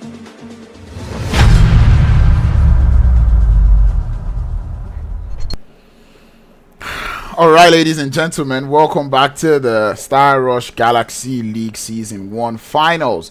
This is day 1 of the finals, day 1 out of 2. Tomorrow will be day 2 out of 2. So we're looking forward to seeing how well these teams can propel themselves to the top of the leaderboards and gather themselves as much points before they go into the final day, which is tomorrow, to give it their absolute all and get themselves up the top of the leaderboard in this ultimate battle for $150. In case you've missed the first 2 games, we did see one game being taken home by the side of EFX with 17 eliminations. We watched the second game just a couple minutes ago, where we saw the side there of Galaxy Gaming get a winner chicken dinner with 10 eliminations. But we did see a crazy amount of eliminations come through from the side there of 355 Clan, who were able to get themselves 16 eliminations up on board. Now we're going into Sandhawk. Are we going to see more eliminations? Are we going to see a team pop-off? Are we going to see multiple team pop-offs? I mean, right now we've been seeing multiple team pop-off. We're talking EFX, Apex, Active, 355. You know, we're seeing all of these teams put up numbers on the board. But let's see if they're able to do that in Sandhawk as we are to get into the next game of the day. It's none other but Sandhawk playing playing path. Pretty much the best playing path, or the most central playing path we've gotten all day long, to be honest. And I'm pretty sure everyone's glad about this, but at the same time not too glad, because I mean, it's Sandhawk. Not like the zone is going to be much of a problem, or not like the playing path will be much of a determinant in how well you land. But it does look like there's a bit of trouble in the EFX camp out there in Paradise Resorts, as they've lost two very strong players, to say the least, in Shiva and Too Late. Aspiro and Carl now have to hold on to their end. Carl looking for that knock from the side, doesn't quite find. They're going for the jump shot, and his HP now currently being drained. Jump shot does come through, and Pyro is still trying to hold up, but Pyro would eventually fall, as Carl now, the last player left to hold up, and Team EFX suffer a huge loss going into the first game of the day, as they go out with only 0 eliminations and Limitless getting themselves 4 beautiful eliminations to the name. You just got to love when you see teams defend their drop location. We've got a little bit of action out there in Bootcamp, and there is also another action going on in Hatin, but it does look like Bootcamp will be active gaming and the side of Clubber Ballers. Zaza has got a grenade being loaded up for Nexus there. The damage is done, but not too much. We're going to be pulling over to see how things are going out here in the Hatin area of things. We do see 355 going up against the side of Pain Africa. I think that is the only place we've got hot drops going on. Every other person does look to be quite okay. 21st Century, good to see them all alone, not with any team. Hopefully 21st Century will be able to play better going into this game. Anyway, Venom would fall as the shots would come through. The intro knock has been found by the side of 355 Clan. They do look to be drawing in closer, as Bogey does look to draw nearer towards Yash's position. Yash definitely hearing those footsteps as Bogey finds his way to the top of the roof. Not something we see all too often. The revive does come through. It's back to a 4v4, but the player has been spotted in the little tank, and there will be the knock. The second knock does come through, and 355 holding up quite nicely as Amos does get spotted, would fall. The last player left in the building. He's got a Uzi in hand. It's going to be none other but Yash holding up in a 1v1 up against Boggy. He's got the mummy suit in hand, but it's definitely not enough as 355 emerged victorious in the Battle of Hatin. 2 drop locations done and dusted. We pull back to Bootcamp, where we've got Clubber Ballers. I don't know how you want to. You'll be wearing suits and you'll be prone in the floor, right? You don't do that, you know. You don't do that, my guy. Anyway, does look like we're starting to see shots come through. Club of Ballers do have a couple players out there in the main building in terms of X.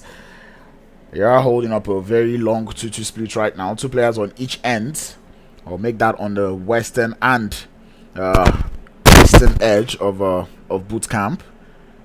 Does look like Active Gaming being the ones that are playing this one a little bit conserved or passive, trying to gather as much information as to positioning before they start to push. Doesn't look like there's too many grenades in play just yet. It's Club of Ballers still looking to draw closer from that western side. Nexus anticipating that push coming in through, as we don't see Soul in the ditches, in the drenches, in the trenches, looking to draw closer to the side of Active Gaming. I'm pretty sure Active Gaming are hearing these footsteps, and Club of Ballers. It will be quite frustrating if you're Club of Ballers right now. You know, the players aren't making too much of a move. You know, they're definitely holding angles. It's a full squad. I'd love to hear the comms right now. I think we actually need that that thing in PUBG Mobile. Even though if PUBG Mobile brings it out, we'd obviously not be able to access it. We'd need like some kind of API. But I would really love to hear the comms in situations like this. But anyway, a nice grenade currently being chunked up to the side of Active Game. You know, make that a smoke, trying to bait out a couple movements coming in through. And I feel like that smoke could have been utilized better.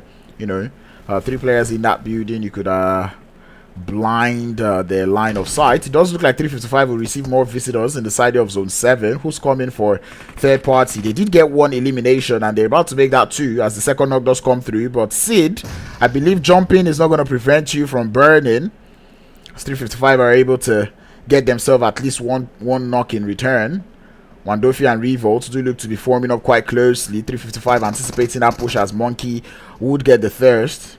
Shots are there to let him know they're pushing up now, as grenade is currently being prepped. Monkey does jump down, and that motion has been heard, as Norrie now still looking to get the weave. 355 looking to buy a little bit of time, but Norrie doesn't look to want to buy time, as Monkey now getting pushed by Wandofi, and he would be able to slap Wandofi. Wandofi down. Norrie needs the support. Grenade currently being prepped by that player, but would get taken out on this off angle coming in through from the side of Zone 7, as 355 now have to force that one revive to come up.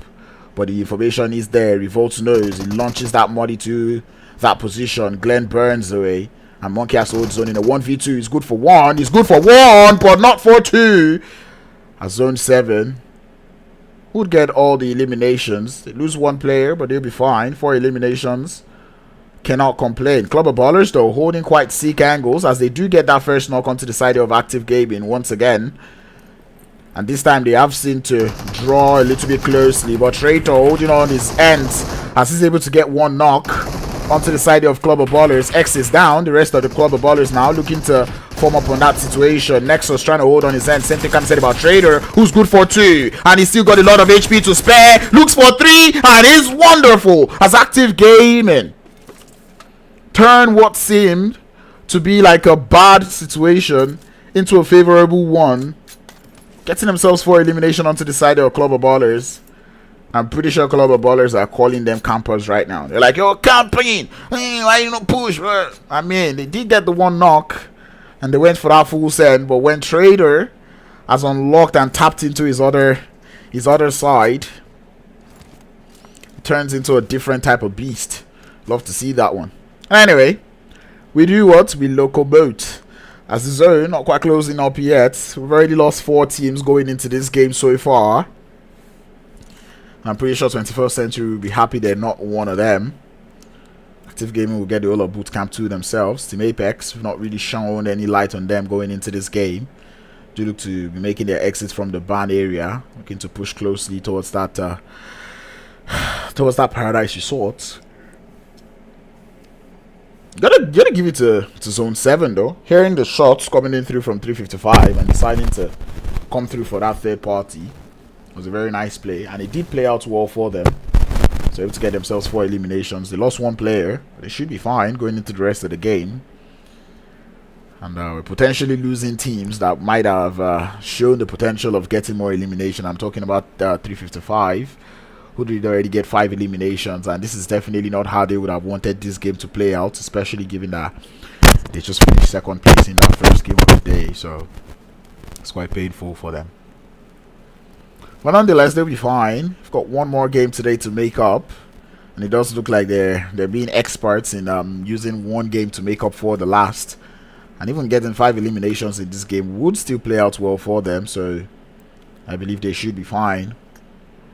Per usual, we'll go through the rest, all through the teams, to see where they are, look at how well they're holding up. Apex, we did mention earlier that they've just found their way out of ban, looking to be holding up on that northern edge or northern outskirts of Quarry.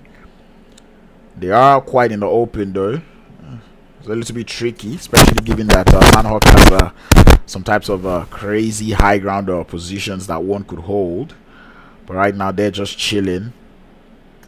So we move on to active gaming. The Bootcamp Kings holding up with 4 eliminations and 4 players. Do seem to be having the time of their lives, looting up. Kurd Clan, the challenge is up for them to try to get themselves more eliminations up on board.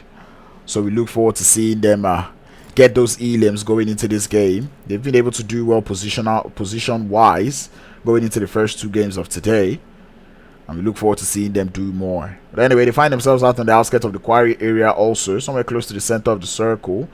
You do start to see a little bit of engagement coming through on that northern side as Rage Shield lose 1 player in the side of Danny Brown. It does look like the side of Private Gaming not quite going for the push just yet. They do seem to be driving very close to the side of Paradise Resorts, which is not a very safe play if you ask me.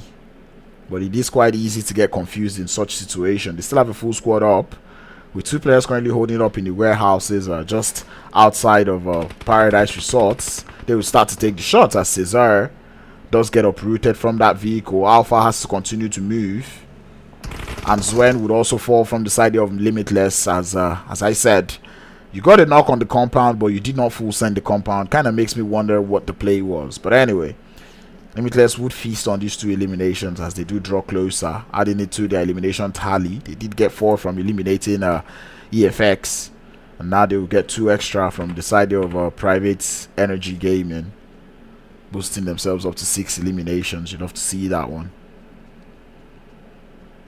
I feel sad, but unfortunately it happens. Man, they did not just get eliminations, they also got themselves beautiful vehicle, you know. And now they hear the shots coming through from the side of Rage Shield, who are currently taking shots from the side of the remaining 2 players there from Private Energy Gaming or Esports. I knew it. I knew they were going to say active gaming were camping.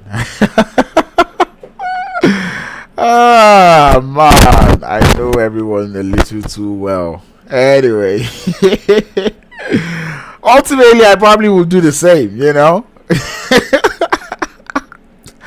Well, anyway, that zone does push down to the south. It is quite nice zones coming through from Sandhawk here. Pretty sure the teams will be a little bit grateful for that one, but maybe not too grateful to the fact that it is favoring the side of active gaming, of Team Apex a whole lot. But everyone does seem to be getting into vehicles. Red Shield going in for that motion rotation with the vehicles, and it does look like the full set coming in through. Maybe not a planned one. A shot starts to come through the side there of Private Esports or Private Energy. You're looking to hold on in a 4v2 situation. This compound happened to be very easy to breach. At the same time, we've seen a couple of teams defend it quite well, but the off angle coming through from Danny Brown is wonderful to get 1 player down from the side there of Private Energy, and down is down to Alpha, who does seem to be holding on his end. Does a little bit of damage, but comes outside of the building. Almost good for 1 as the rest of the that was very confusing, and especially because of that FPP, you know. But anyway, they will win that one, and I do not know what Limitless want to do. It doesn't look like they want to go for that full send. 21st Century losing Quila first, as they do start this engagement to the side of Kurd Clan. And more shots would be coming through from the side of Kurd Clan as they would find Roy. 21, now down to 2 in Baby and Pharaoh. We start to see the push coming in through from the Kurd Clan. Catching the side there of 21st Century by surprise. It does look like a run over would be the next option in line. Roy does look to be crawling back a bit as the rest of 21st Century looking to be maybe not falling back. Actually falling back from this fight. Pharaoh though, holding his own, being strong. as he's good for 1, looking for 2, and would find it. But from the side would be B7R on the top of the building to eliminate 21st Century. And nothing to write home about coming through from that fight for the side of 21st Century, as they lose 4 with no elims.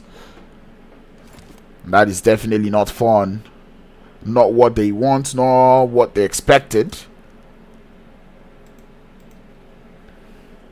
But anyway, that zone continues to push all these teams into that center. The quarry area still a little bit in that zone. I'm looking forward to seeing if that zone will push up to that side. I'm saying that 3 pieces.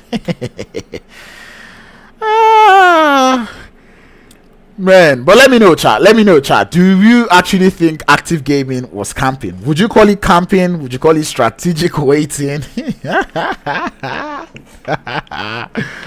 But let me know in the chat. Would you say active gaming was camping in boot camp, or would you say they were just being strategic about it? I'd like to know what your thoughts are. But anyway, it does look like more action might be looking to unfold in the Kurd Clan camp. I did challenge them to get a couple of elims, and they've gotten 3. Now, can they back it up with a good finish is the question I've got in mind. It does look like Golden Gaming will be receiving Red Shield, as Vader does. Majesty just taking Majests, taking the shots a little too early, but he's got a grenade being prepped now for Danny Brown. Does he have the range? Yes, he does. It's wonderful. It's excellent. It's beautiful. Going up onto Danny Brown, as Red Shield will lose 1. It doesn't look like he'll be able to grab that revive, as the vehicle explosion will seal the rest of the damage. That has caught the attention of Expertz, but we're going to be pulling over to that eastern edge, where we start to see the players there from Galaxy Gaming push up towards the side there of Active Gaming. Nexus happens to be the first man in line. He definitely hears those footsteps with Traitor. Looking to pick up the Ridge line, as Lynx are waiting that pick coming through from them. Does look like Active Gaming will be taking a whole lot of shots, as Spartan Gaming also look to make their way to the circle. Galaxy Gaming are the ones doing in the damage, as Active Gaming lose 1 on that fight. Sparta Gaming will be able to get 1 more knock, as Nexus on the top of the building, currently being that teammate that nobody asked for, as Nexus looks for the first, would find 1, looking for the second player down the bottom, but would fall, and Active Gaming would be sent back to their demise in a third-party sandwich situation between Galaxy Gaming and the side of Spartan. Galaxy survive with 3, Spartan survive with all 4 players still alive, but they only get 1 elimination coming through or going out of that fight. And it starts to become trouble for the side of Galaxy, as they have to make their way into the circle. And it does look like the gatekeep is active. Nova finds the first knock onto the side there of Freak from Galaxy Gaming, and the thirst does look to be found, as the off angles playing up very nicely for the side there of Galaxy, or sorry, for the side there of Sparta. And beautiful grenades coming in through, but Top Z would fall. 3 players now left to stand for the side there of Sparta Gaming, as the push does come through. Lynx is good to find the return fire. 2 players left for the side there of Sparta. Lynx behind the tree, it is very steam, looking for a way into that circle, and it's only a matter of time. That flank angle currently being found by Spyro, as the rest of Sparta not quite doing anything about this player's flank. And it does look like Galaxy Gaming, the one player would be able to be a thorn in the flesh, as Lynx looks for their way into the circle. It does look like a revive is about to be pulled up, and indeed it will be, as Spartan able to pull up that third party or make that a gatekeep very nicely. Apex not with any eliminations, a rare sight, but there is still 28 players still alive, and it does look like Zone 7 will be drawing close to the side of Team Apex. Same thing can be said about Kurd Clan, who are looking for that entry into the circle from that eastern edge. Team Apex having a couple players watch different teams. 2 players will be Kage and Moonlight watching this rotation, or gatekeeping this rotation coming in through from the side of Kurd Clan. Kage may be hearing the footsteps now. It's currently the only player in this situation, has to fall and hit the deck, but Apex now starting to do the damage. Limitless would be feeling the brunt, as it does look like Red Shield now pushing into a compound. They would find 1 player from the side of Golden Gaming, as they start to get their HP back up, but Golden Gaming now have to ward off the side there of Zone 7, as they're down to just the 1 player in Atlas, currently prone in that little shack. The third party is imminent, it's active, coming through from the side of the Experts, as Zone 7 feel the brunt, feel the damage. Kurd Clan already finding their way into the circle. They might just be the ones to gatekeep the side of Team Apex, as their man now snakes in the grass. This is what we know Sandhawk to be about. It's Kage now. His attention very fixated onto the side of Limitless as they find their way into the circle. The side there of Kurd Clan might just be able to fall through from behind. They do look to be holding quite good angles as more shots will be coming in through. Apex would be able to get all players back on their feet except one. And that will be Blessing, who has just seen to hit the ground now. Moonlight would find B7R in the grass as grenades now landing towards the side of Apex. Kage comes in clutch in the right time to grab that revive as Pharaohs finds that grenade up onto Moonlight. Kurd Clan now down to just the one player. This time it does look like they're trading eliminations for that position. And Pharaoh bombarding with grenades, looking for a knock. Red Shield now in that compound. Have to ward off the side of Experts, who are already finding their way to the breach. And Red Shield, all players with grenades in hand. It does look like Apex Gaming or Apex would find the end of the players there from Kurd Clan. A 7th place finish for them as Team Apex would see Limitless to their demise also. Experts already losing one player in that push as Manny now loses a whole lot of HP in that fight. Story now trying to see if they can find an off angle. Same thing being said about Roach. But they have to clear this fight before the side of Team Apex. Hear all of this noise. Experts now with Panther in the blue zone. Has to make it into the circle, but Stoner would find them. Ministro, the last player left to hold down the fort. And Apex, the one team they did not want in this situation, have found their way in. EFX or make that Red Shield in a lot of danger as Team Apex now. They have that zone. They have the numbers advantage with 3 players up. But Red Shield still have 3 players up as well. 6 eliminations. They're looking good, but they do not have that zone. Smokes now need to be deployed. They've got 24 seconds to make it into the zone. And the side of Spartan Gaming playing this one very quietly out there on that western edge as Team Apex anticipates the exits coming through from the side of Red Shield. But Red Shield now will start to feel the brunt of Spartan as Choco finds that one knock and the instant thirst to follow suit. A beautiful grenade being chunked up to their position.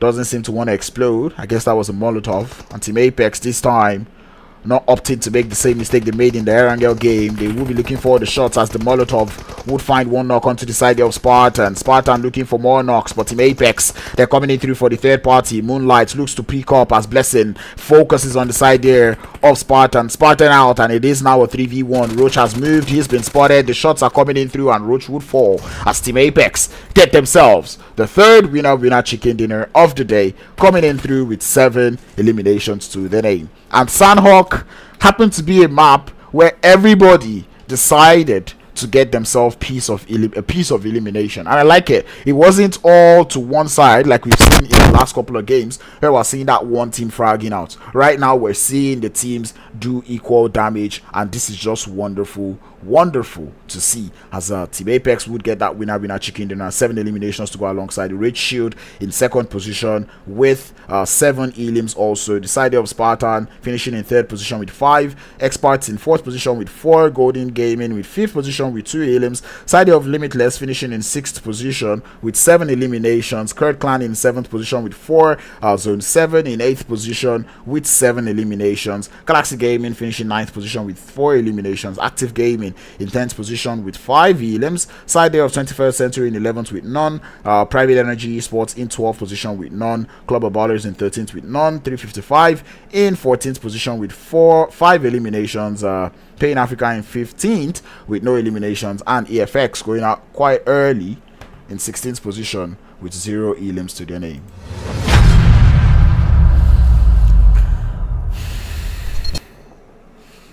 Three games done and dusted. We have one more game to go. I'm not too sure if it's going to be on the map of Vikendi or if we're going to be coming back to Erangel. But regardless of where we are, we'll be here to spectate and watch that last game. And I'm aware that the NPL is about to get started, so I'm definitely going to be dropping views. But still, if you could pull up, I'll join you on the NPL stream also. But that being said, stay safe, stay connected. I'll be right back for the final game from the Star Rush Galaxy League Season 1. Do not go anywhere.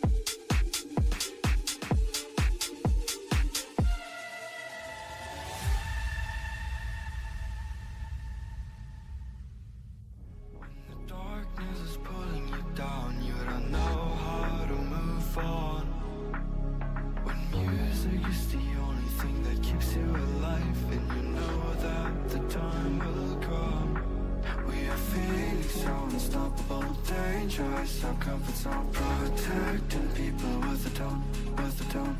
We just want to save this world, so prepare yourselves for us.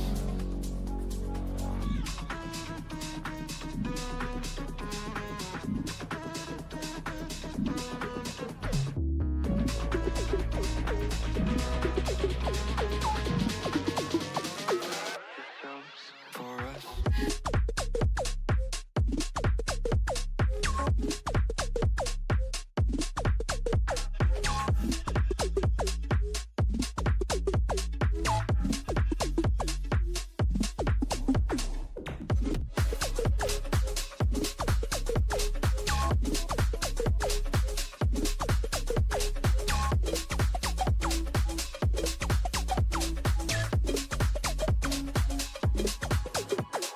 Try to take me down, down, down, down, down, down. Try to lift me up, up, but stop the time crashing through my mind. Let's try to get up beyond.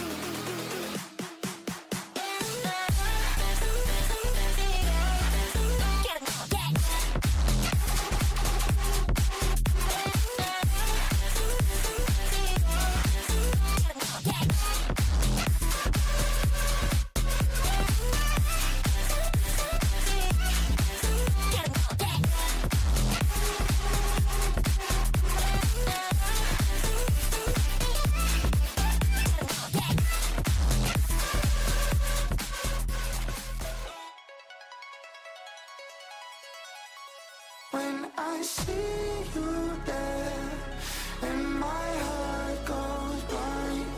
When I see you there, and my heart goes blind.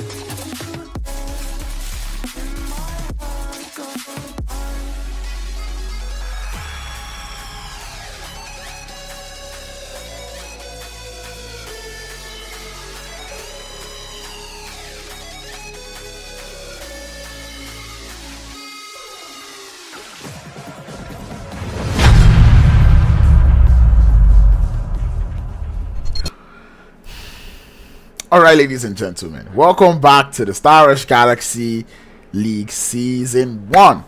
This is your boy Crownz, and we're about to get into the final game of the day.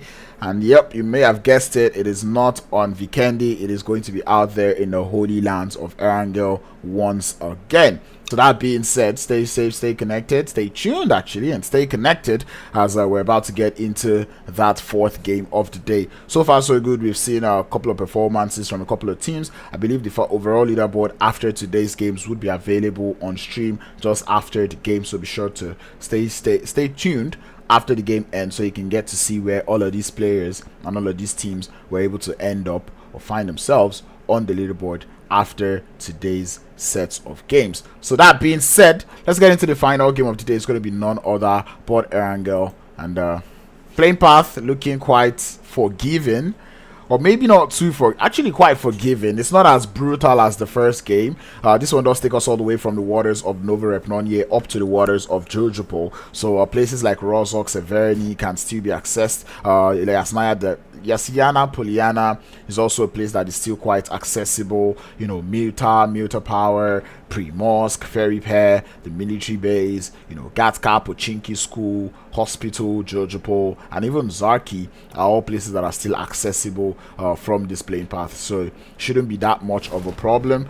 Players that are going all the way to Primorsk will still have to find themselves vehicles, and I'm talking about Rage Shield. Still have to find themselves some vehicles to make it all the way there, but it should be fine. The Povka also happens to be a place where you'd have to get a vehicle before you get to.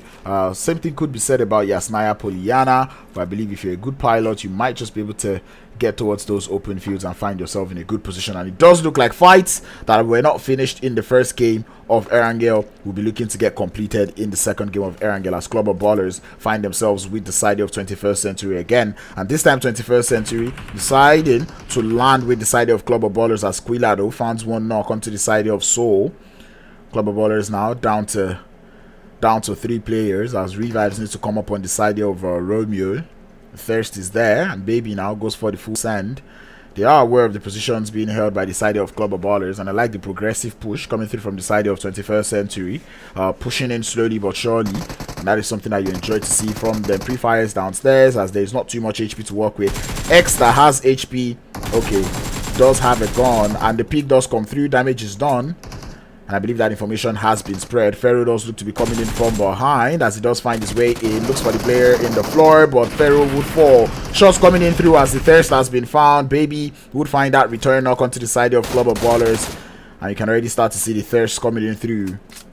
As 21X would lose one player in Pharaoh. The full send downs continue as Zaza looks for that one knock, but Wu gets spotted by Quila.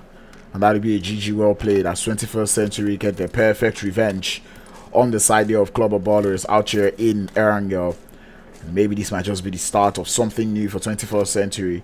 And I'm pretty sure that this fight would not end today. Which is one thing I enjoy watching sometimes from these teams. But at the same time, I really do not like it. I feel like both teams might be able to come to a resolve. But unfortunately, that resolve, they won't be able to find it right now. Especially given the fact that one team did not win both both fights, right? So Club of Ballers won the first time, and this time it is 21st century that wins out here in the military base. So tomorrow I would expect to still see these two teams land in this position and try to go at it one more time.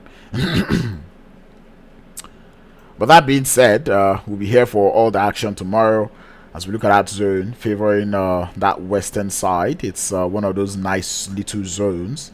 This is one of those zones where you could hold on Mount Everest. Now I'm saying it.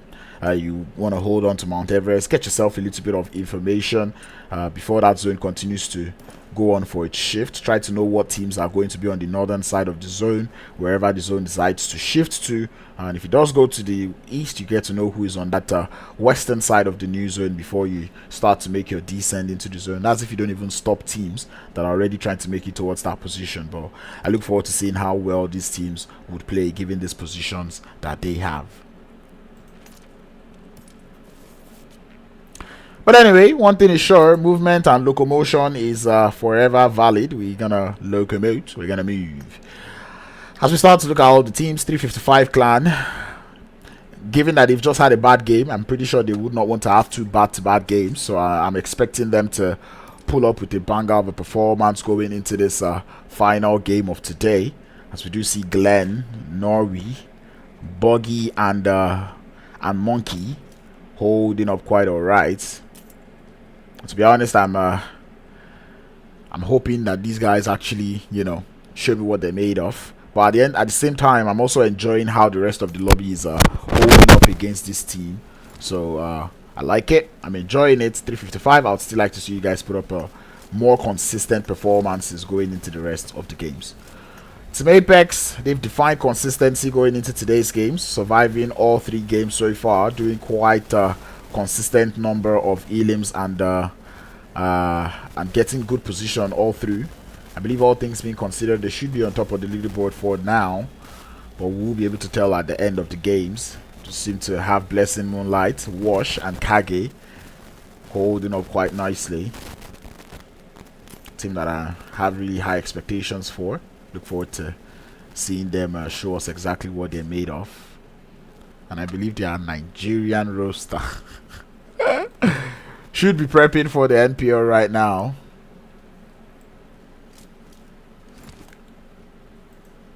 NPL rain splits that is currently being hosted by 10 and 80. But anyway, we move active gaming out there on that western edge. This is one of those zones that I'm pretty sure they would enjoy.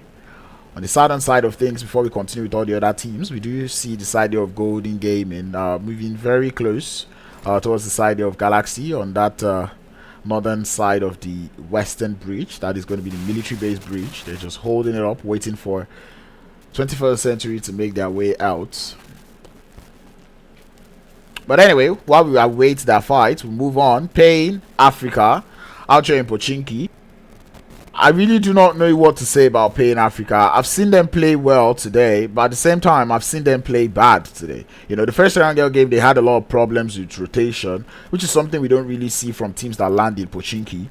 But they did seem to have a lot of problems with rotation in that first game. So right now, I'm keeping my fingers crossed and hoping they can give me something to make an impression of in this final game of today.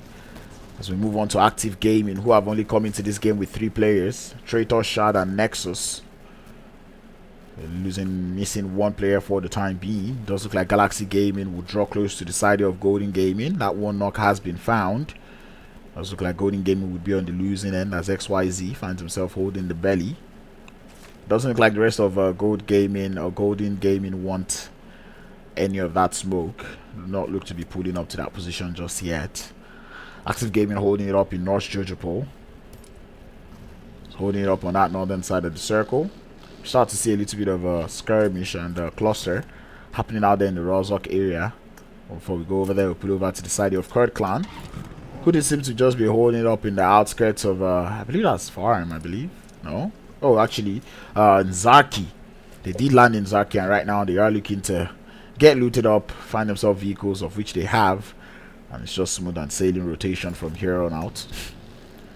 Galaxy Gaming, though, who get yet another knock. I believe that is 2 runovers, or actually 1 runover and 1 thirst, coming through from the side of Galaxy Gaming onto the side of Golden Gaming. And it's quite interesting to see the way Golden Gaming have opted to play this one. Not too much vehicles, and now Yoda, his position has definitely been known. As we see the push coming in through, Freak would find them on that stairs, and it's going to be Atlas, the last player left for the side here of Golden Gaming. I'm quite sure the side of Galaxy might just be aware of where that player is currently situated. Quite unfortunate. But we move. Spartan Gaming. Today they've not played the best, but I believe they've been able to put consistent numbers up. So I think they might be in that top 10 if I'm not mistaken. It does look like Atlas is onto something though. Gets himself 1 elimination onto the side there of Galaxy Gaming, who have decided to push up into this fight one after the other. What a nade. Beautiful grenade. Didn't even let the action get started. My man's just chunked the grenade up to him. Says, you've done enough. There you go. But they did lose 1 player unnecessarily though. That zone is looking like one where you need to be on Mount Everest. So right now, if you did watch that first game, get onto Mount Everest right now. But anyway, speaking of mountains, on Pochinki Hill, we're going to have the side of Pain Africa receiving 355 Clan as visitors, as we start to see Monkey driving into the vicinity. He's been spotted. Shots going in through, but Monkey wouldn't fall just yet, as Pain Africa still holding up to that good position out there on that southeastern edge of the circle. Does look like 355 Clan are... They want this fight.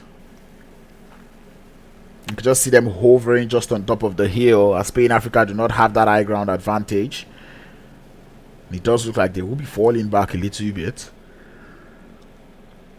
which is a play I wouldn't condemn. But anyway, we move up to that northwestern edge, where we start to see Apex going up against the side of Zone 7, and Revolts would fall, as Wash is able to get that off angle. And the instant thirst to follow suit as well. And Sector 7 now. Oh, sorry, make that Zone 7. Holding up against the side of Team Apex. 1 player is down, and the full thirst does come through, as it's now a 2v4 situation. Simios looking to move away, but it does look like the full send is coming in through. Grenades are landing. Same thing can be said about Smokes. And Kage spots that player by the side and would be finding that knock. Wandofi now, the last player left for the team, does spot Wash on the move, but Wash excellent on that return fire, as Team Apex get themselves 4 eliminations to get the game started. Back to Pochinki Hill on that southeastern edge. We do see Pain Africa losing 1 player in the side of Yash. The rest of the team looking to hold up quite nicely, as Ammo looking for that off angle would find it. And I believe he did get a run over there, but it does look like Glenn is aware of this position coming in through, as Glenn does pushing from the side. Monkey still trying to grab that revive, and Amos might have just put themselves in a tricky situation now, given the fact that 355 Clan have grabbed their revives back up, and it does look like Amos Crew does get run over. And instant thirst coming through with the run over. But anyway, now the side of Pain Africa currently being isolated with that sexy grenade coming through from Buggy to get yet another knock. Monkey would be driving by the revive scene going through between Yash, but would get uprooted from that vehicle, as Pain Africa continue to hold on to that position. Porny having to hold on in the 1v1 up against Nori, but Nori wins those, as 355 will get themselves 4 eliminations up on board. They lose only 1 player, but they will be fine. Zone starts to close up again, and no team does look to be on the top of Mount Everest for the time being. Quite surprising if you ask me. And it does look like all of these players know something that I don't. Definitely. Seeing how everyone just happens to be on the foot of the hill, it does look like EFX want a little bit of the Mount Everest position. I think they're kind of expecting that teams would play it the same way they played that first game, or teams would want to capitalize on that position, given that it was a very strong one going into into that first Erangel game. Does look like EFX find themselves in a little bit of trouble with the side of active gaming as Shiva does get knocked. Doesn't look like active gaming want to go for that full send just yet. So they try to tap and find the thirst. Shiva would get revived in the meanwhile. But we're going to be putting over to that southern side where we start to see 21st Century make their way into make their way up north. Maybe would fall, and 21st Century now down to just 2 players in Quila and Roy to hold down the fort for them. And this is where it starts to get tricky, making it out of that military island, because there is that chance that teams that are aware that there's a team on the military island would definitely want to pull up a breach camp. And it does look like 21st Century will be maneuvering their way around that rotation in a nice manner. Not too much trouble being caused as they start to make that rotation into the circle. They are forced to move up towards that eastern edge though, moving very close to the side of 355 Clan. Doesn't look like 355 Clan wants any of that trouble. But that zone does move up towards that northeastern edge, and being on Mount Everest does still look like a very solid position if you ask me. EFX currently being the only team up there. Team Apex looking to clear out the sides before they make it into the circle. Private Energy Esports looking to hold up in the Gatkar area of the map. Not being quiet about it either. I look to be taking a couple of shots in the direction of the side of Kurd Clan. Did get one knock up onto them early on. And it does look like Kurd Clan would be able to get themselves the revives back up. Team EFX driving further into that Mount Everest position. They must be real surprised right now that there is no team up on the top of that hill or that mountain. And even I myself, I am just as surprised. Limitless though, catching some of the players there from Private Energy on rotation as they start to take the shots in their direction. Alpha will be running into a little bit of a rotational cluster as the rest of Private Energy Esports looking to not find a very good position in that zone. Right now they're taking shots from every direction. Alpha, a couple shots more and they would lose the tires on that buggy. Does look like they're driving very close to the side of Team Apex with Moonlight, hearing those vehicles rotating. It's a lot of teams in the vicinity if you ask me. And it does look like they are heading and gunning for the top of that hill. It does look like Red Shield will be coming for a full send onto the side there of Kurd Clan. But this will not play out well for Red Shield, especially given the fact that they would be in a sandwich situation. Or almost a sandwich situation. They look to want to hold on that north-western side of Gatkar. Not too much troubles there. But EFX now beginning to deal damage onto teams who are looking to find their way up to the top of Mount Everest. And this is where, you know, their dying own situations may start to come through. Had I known, I would have been on Mount Everest.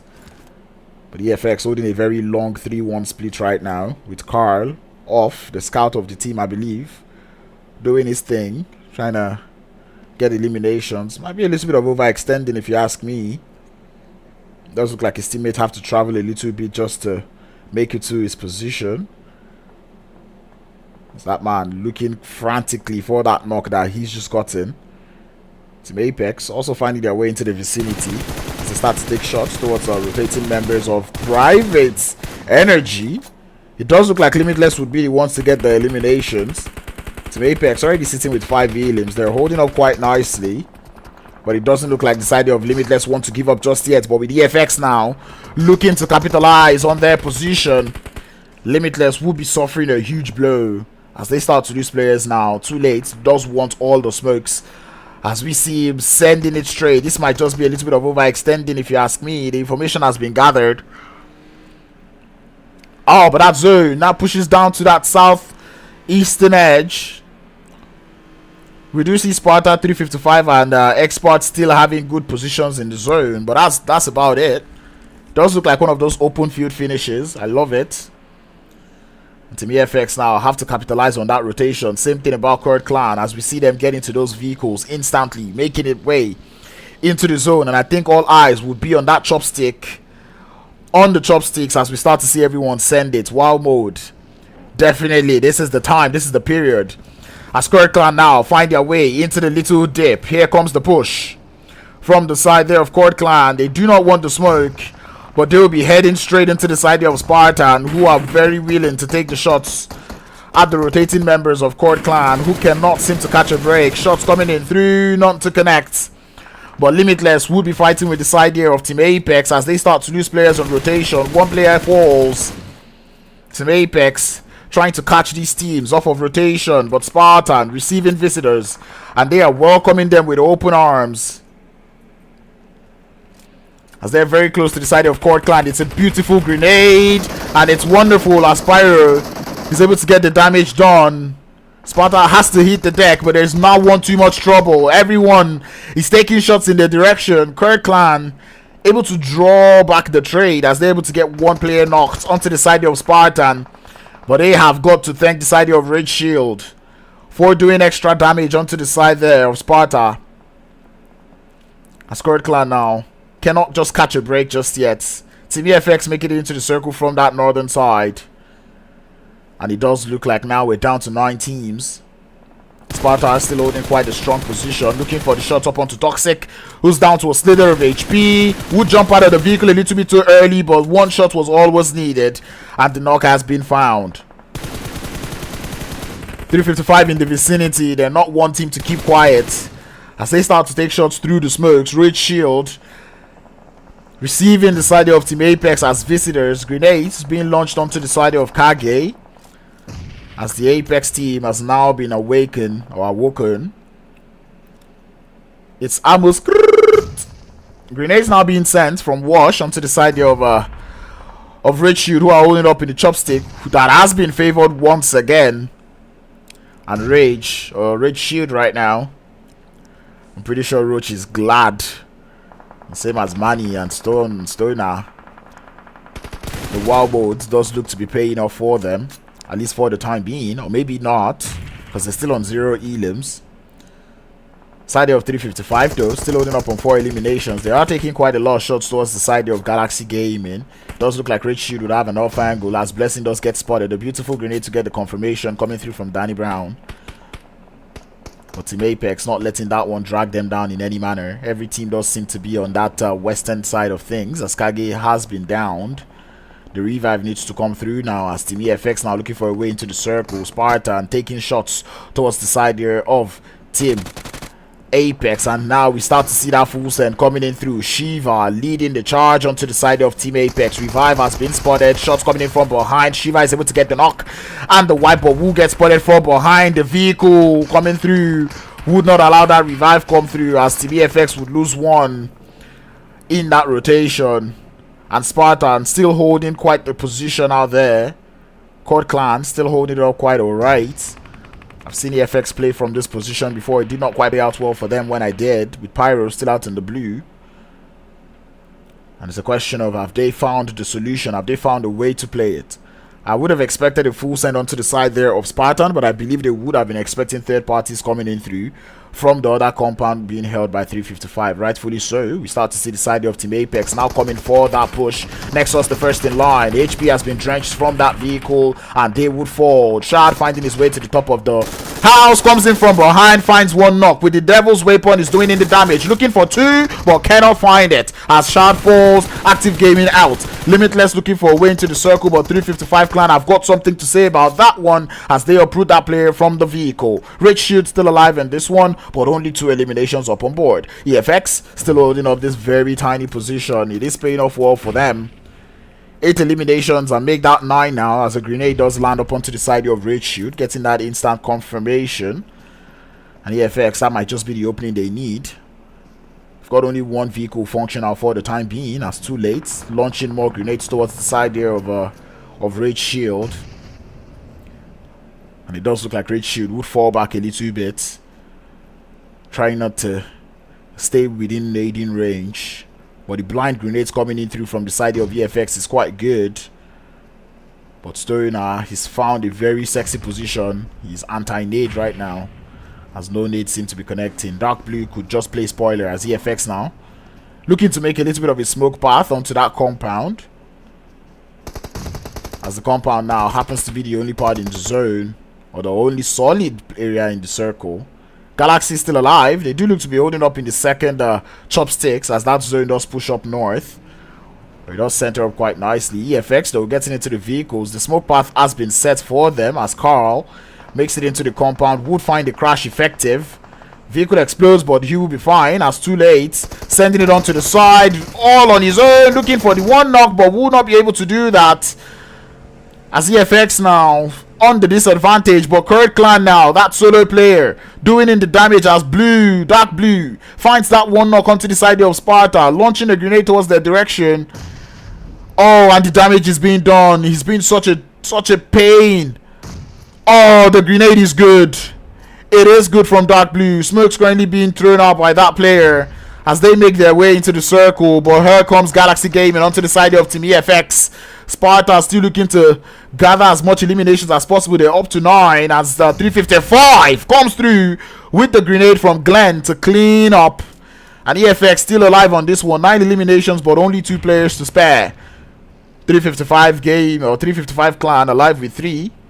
Galaxy Gaming alive with 2, and it does look like 355 would be finding that one knock onto the side of Team EFX as the runover does come through. Glenn in a 1v1 up against Pyro. The vehicle might just be playing a little bit of an advantage coming in through. Pyro looking for the knock but cannot find it. HP currently being drenched. The rest of 355 trying to put up an off angle for Rich Shield. They are being third parties, but it's not working out quite well as EFX would fall, but Rich Shield remain alive. They're out in the open. Vehicles the only source of cover, but they do not have the zone. Down to the final 3 teams, and the side there of 355 clan looking to spread their wings across the open. The shots would be coming through towards Lynx, but would not be finding the knock just yet. And the side there of 355 know they're about to hit the jackpot as Roach down to a slither of HP would take the fall from the fall damage. The vehicle explosion comes through from the side of 355, and Stoner would eventually fall. It is now a 3v2. Lynx very low on HP. Captain has to make the move out of the chopstick. They are not in the zone. 11 seconds to spare as that zone starts to close up. But the side of 355, they know they've gotten this game in their hands. The grenades are good. They are landing. The HP bar has been drained, and Galaxy Gaming would fall as 355 clan who get themselves that winner chicken dinner. The final one for today, and this is what we say. 355, they play one bad game, they make up with it with a good game. They played another bad game, and now going into this final game, they get themselves a chicken dinner with 11 eliminations to go alongside it. I want to complain, but I cannot really complain given that I know that they're still putting up those consistent numbers up on board. Now the ultimate question is, where are these little numbers, or this once in 2 games numbers from 355 clan?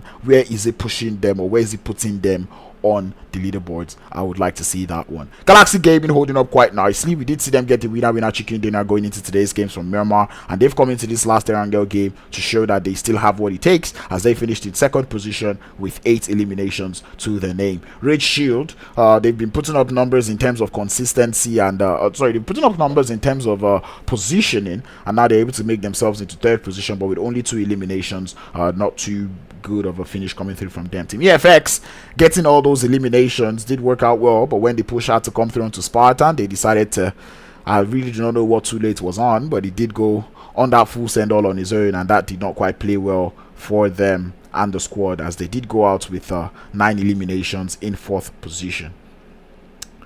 Going on to 5th position was Spartan. They did hold that compound very well, and I enjoyed that one coming through from them, getting themselves 9 eliminations, and 5th position, good one coming through from Spartan Gaming. I said I wanted to see them actually play well, and I'm glad to see that they were able to get a good game going out of this final game of today. Kurd Clan finishing in 6th position with 3 elims. Right now Kurd Clan is getting a little bit of elims, but they're not getting the best of positions. So tomorrow, Kurd Clan, I'm looking forward to seeing you guys implement the strategies you implemented in that first game and second game. I'm hoping you guys can implement that with a little bit of aggressive prowess going into the final games of tomorrow. So Kurd Clan, I'll keep my eye out for you guys. 7th position will be Limitless with 2 eliminations. Active Gaming in 8th position with no eliminations.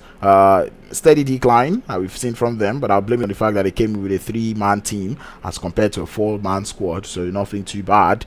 Team Apex in 9th position with 6 eliminations. Expertz in 10th with none. 21st Century in 11th place with 4. The side there of Private Energy Esports in 12th position with none. Pain Africa in 13th place with 1. The side of Zone 7 in 14th place with none. Golden Gaming in 15th place with 1. The side of Club of Baller is now losing that fight to 21st Century, but not going out without the fight, as they got themselves at least 1 elimination to go home.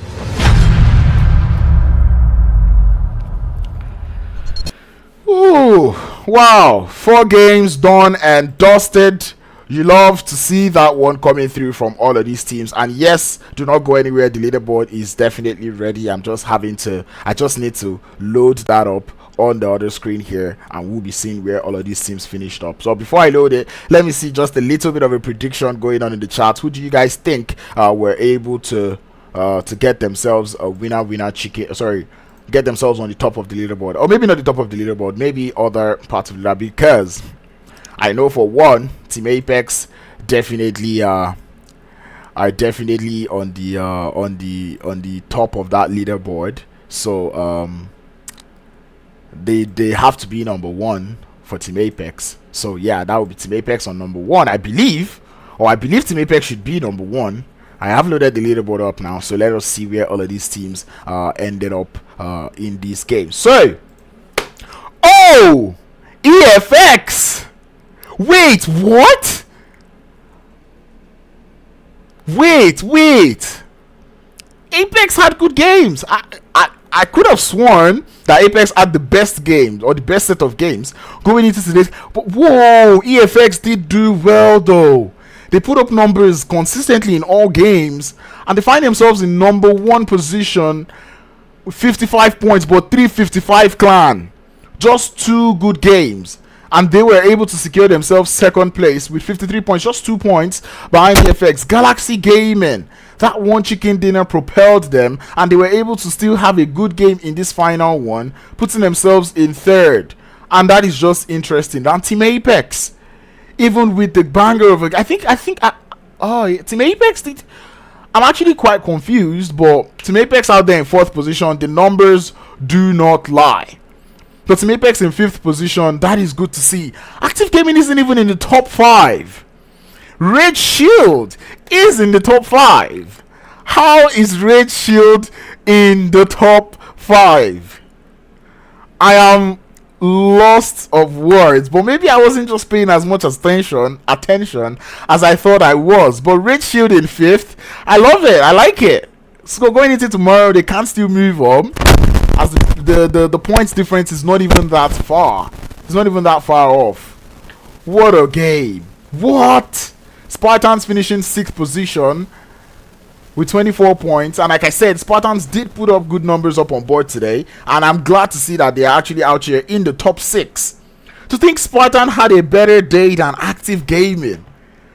Kurd Clan played so consistent today in terms of getting themselves up, and you can just see, in fact, if someone tells me Kurd Clan got 3rd elimination today, I would almost argue with you, especially given the fact that I kept on saying they were getting good position but not as much elims. 13 positional points coming through from the side of Kurd Clan. That is good. Limitless in 8th position. That final game they were able to quite, no, not the final game, I believe it was in Myanmar, that they were able to quite do a lot of damage and numbers, so you love to see that one. Active Gaming in 9th.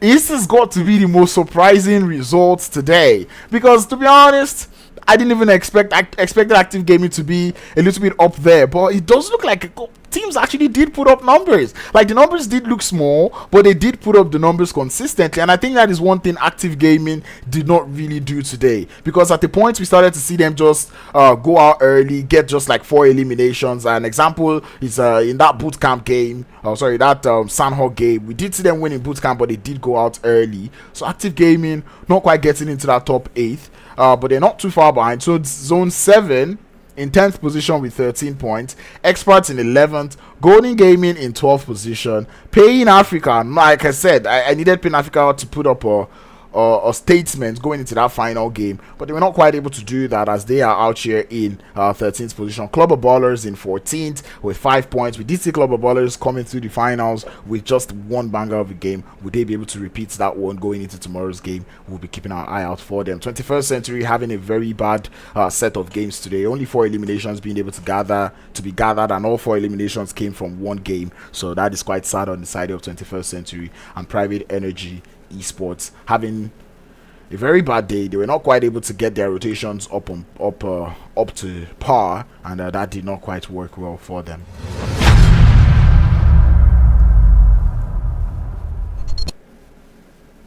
But still though, I tell you, that leaderboard took a turn that I was not expecting. But that being said, it was beautiful games that we saw today, and I enjoy the attitude that the teams actually brought into the finals. This is exactly how you start the finals. This is the attitude you bring into the finals. Show everyone that you're capable of doing something. And for the teams on the bottom of the board, I really would like to see you guys put up good and better numbers going into tomorrow's games. Man, today has felt so long, and that is just because of how well these teams have played, and I really enjoyed that one. Going into tomorrow's games, tomorrow is the last day of the finals, so you have to do it tomorrow or never. Put up those numbers up on board. Team EFX, wonderful consistency coming through from that team going into today. Hopefully you can keep the grease off your elbow. Shiva, I never doubted you once, so come on, just continue with this prowess tomorrow, and you might just be able to take it all home. But Team Apex,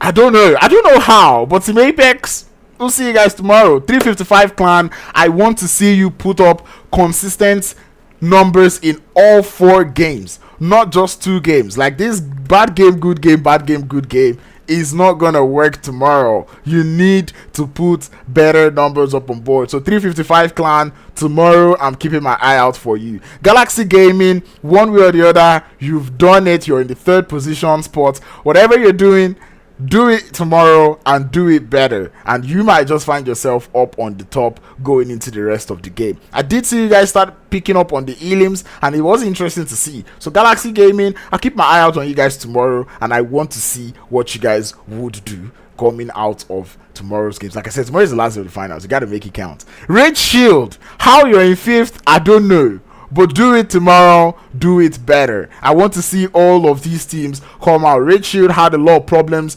with rotations going into today's games, and he started holding up some positions where they are safe positions to hold, but they're not positions where you could actually get a lot of eliminations from. So I think that is something that you might want to implement going into tomorrow's games. Try to, and I know it's finals, you probably don't want to do that, but maybe in scrims, try to put your team in challenging positions where you can actually get try to get elimination, so you know how well you're good at holding strong positions. I did watch that last game. You guys wanted to go towards that Mount Everest, but ended up falling back to a more safe position where you wouldn't get to take as much fight. So that being said, I understand that it is playing safe, but to an extent you need to play safe in a way that you would be able to put up more eliminations up on board. So keep your eye out for that one going into tomorrow's game. And Spartan Esports, to be honest, you see most of the teams on that top 8, I don't even know how you got there, but I love it. I like the fact that the numbers kept on adding up in such ways that even I was not able to see. Like anyone who watched today's games and did not watch so carefully would not be able to see just how much the little numbers Spartan Spartan Esports was putting up on board was playing out for them, especially with the bad games that they had. I mean, the way they went out in that Miramar was not even good, but fortunately for them, they were able to do the numbers up on board. Limitless battled with rotations going into today's games, but I believe that is something that can easily be fixed from watching the team speaks today. Now, teams that are fighting with drop locations and pretty much just drop locations, I would like to see you guys hash it out before tomorrow, because this is the grand finals. You cannot continue to lose points like this. But I've shared one too much nuggets going in for today's games. I would leave the rest of the analysis that is left to be done for each teams to do going into tomorrow's games. But ultimately, I am proud of all of these teams. That will be it for me in the Star Rush Galaxy Gaming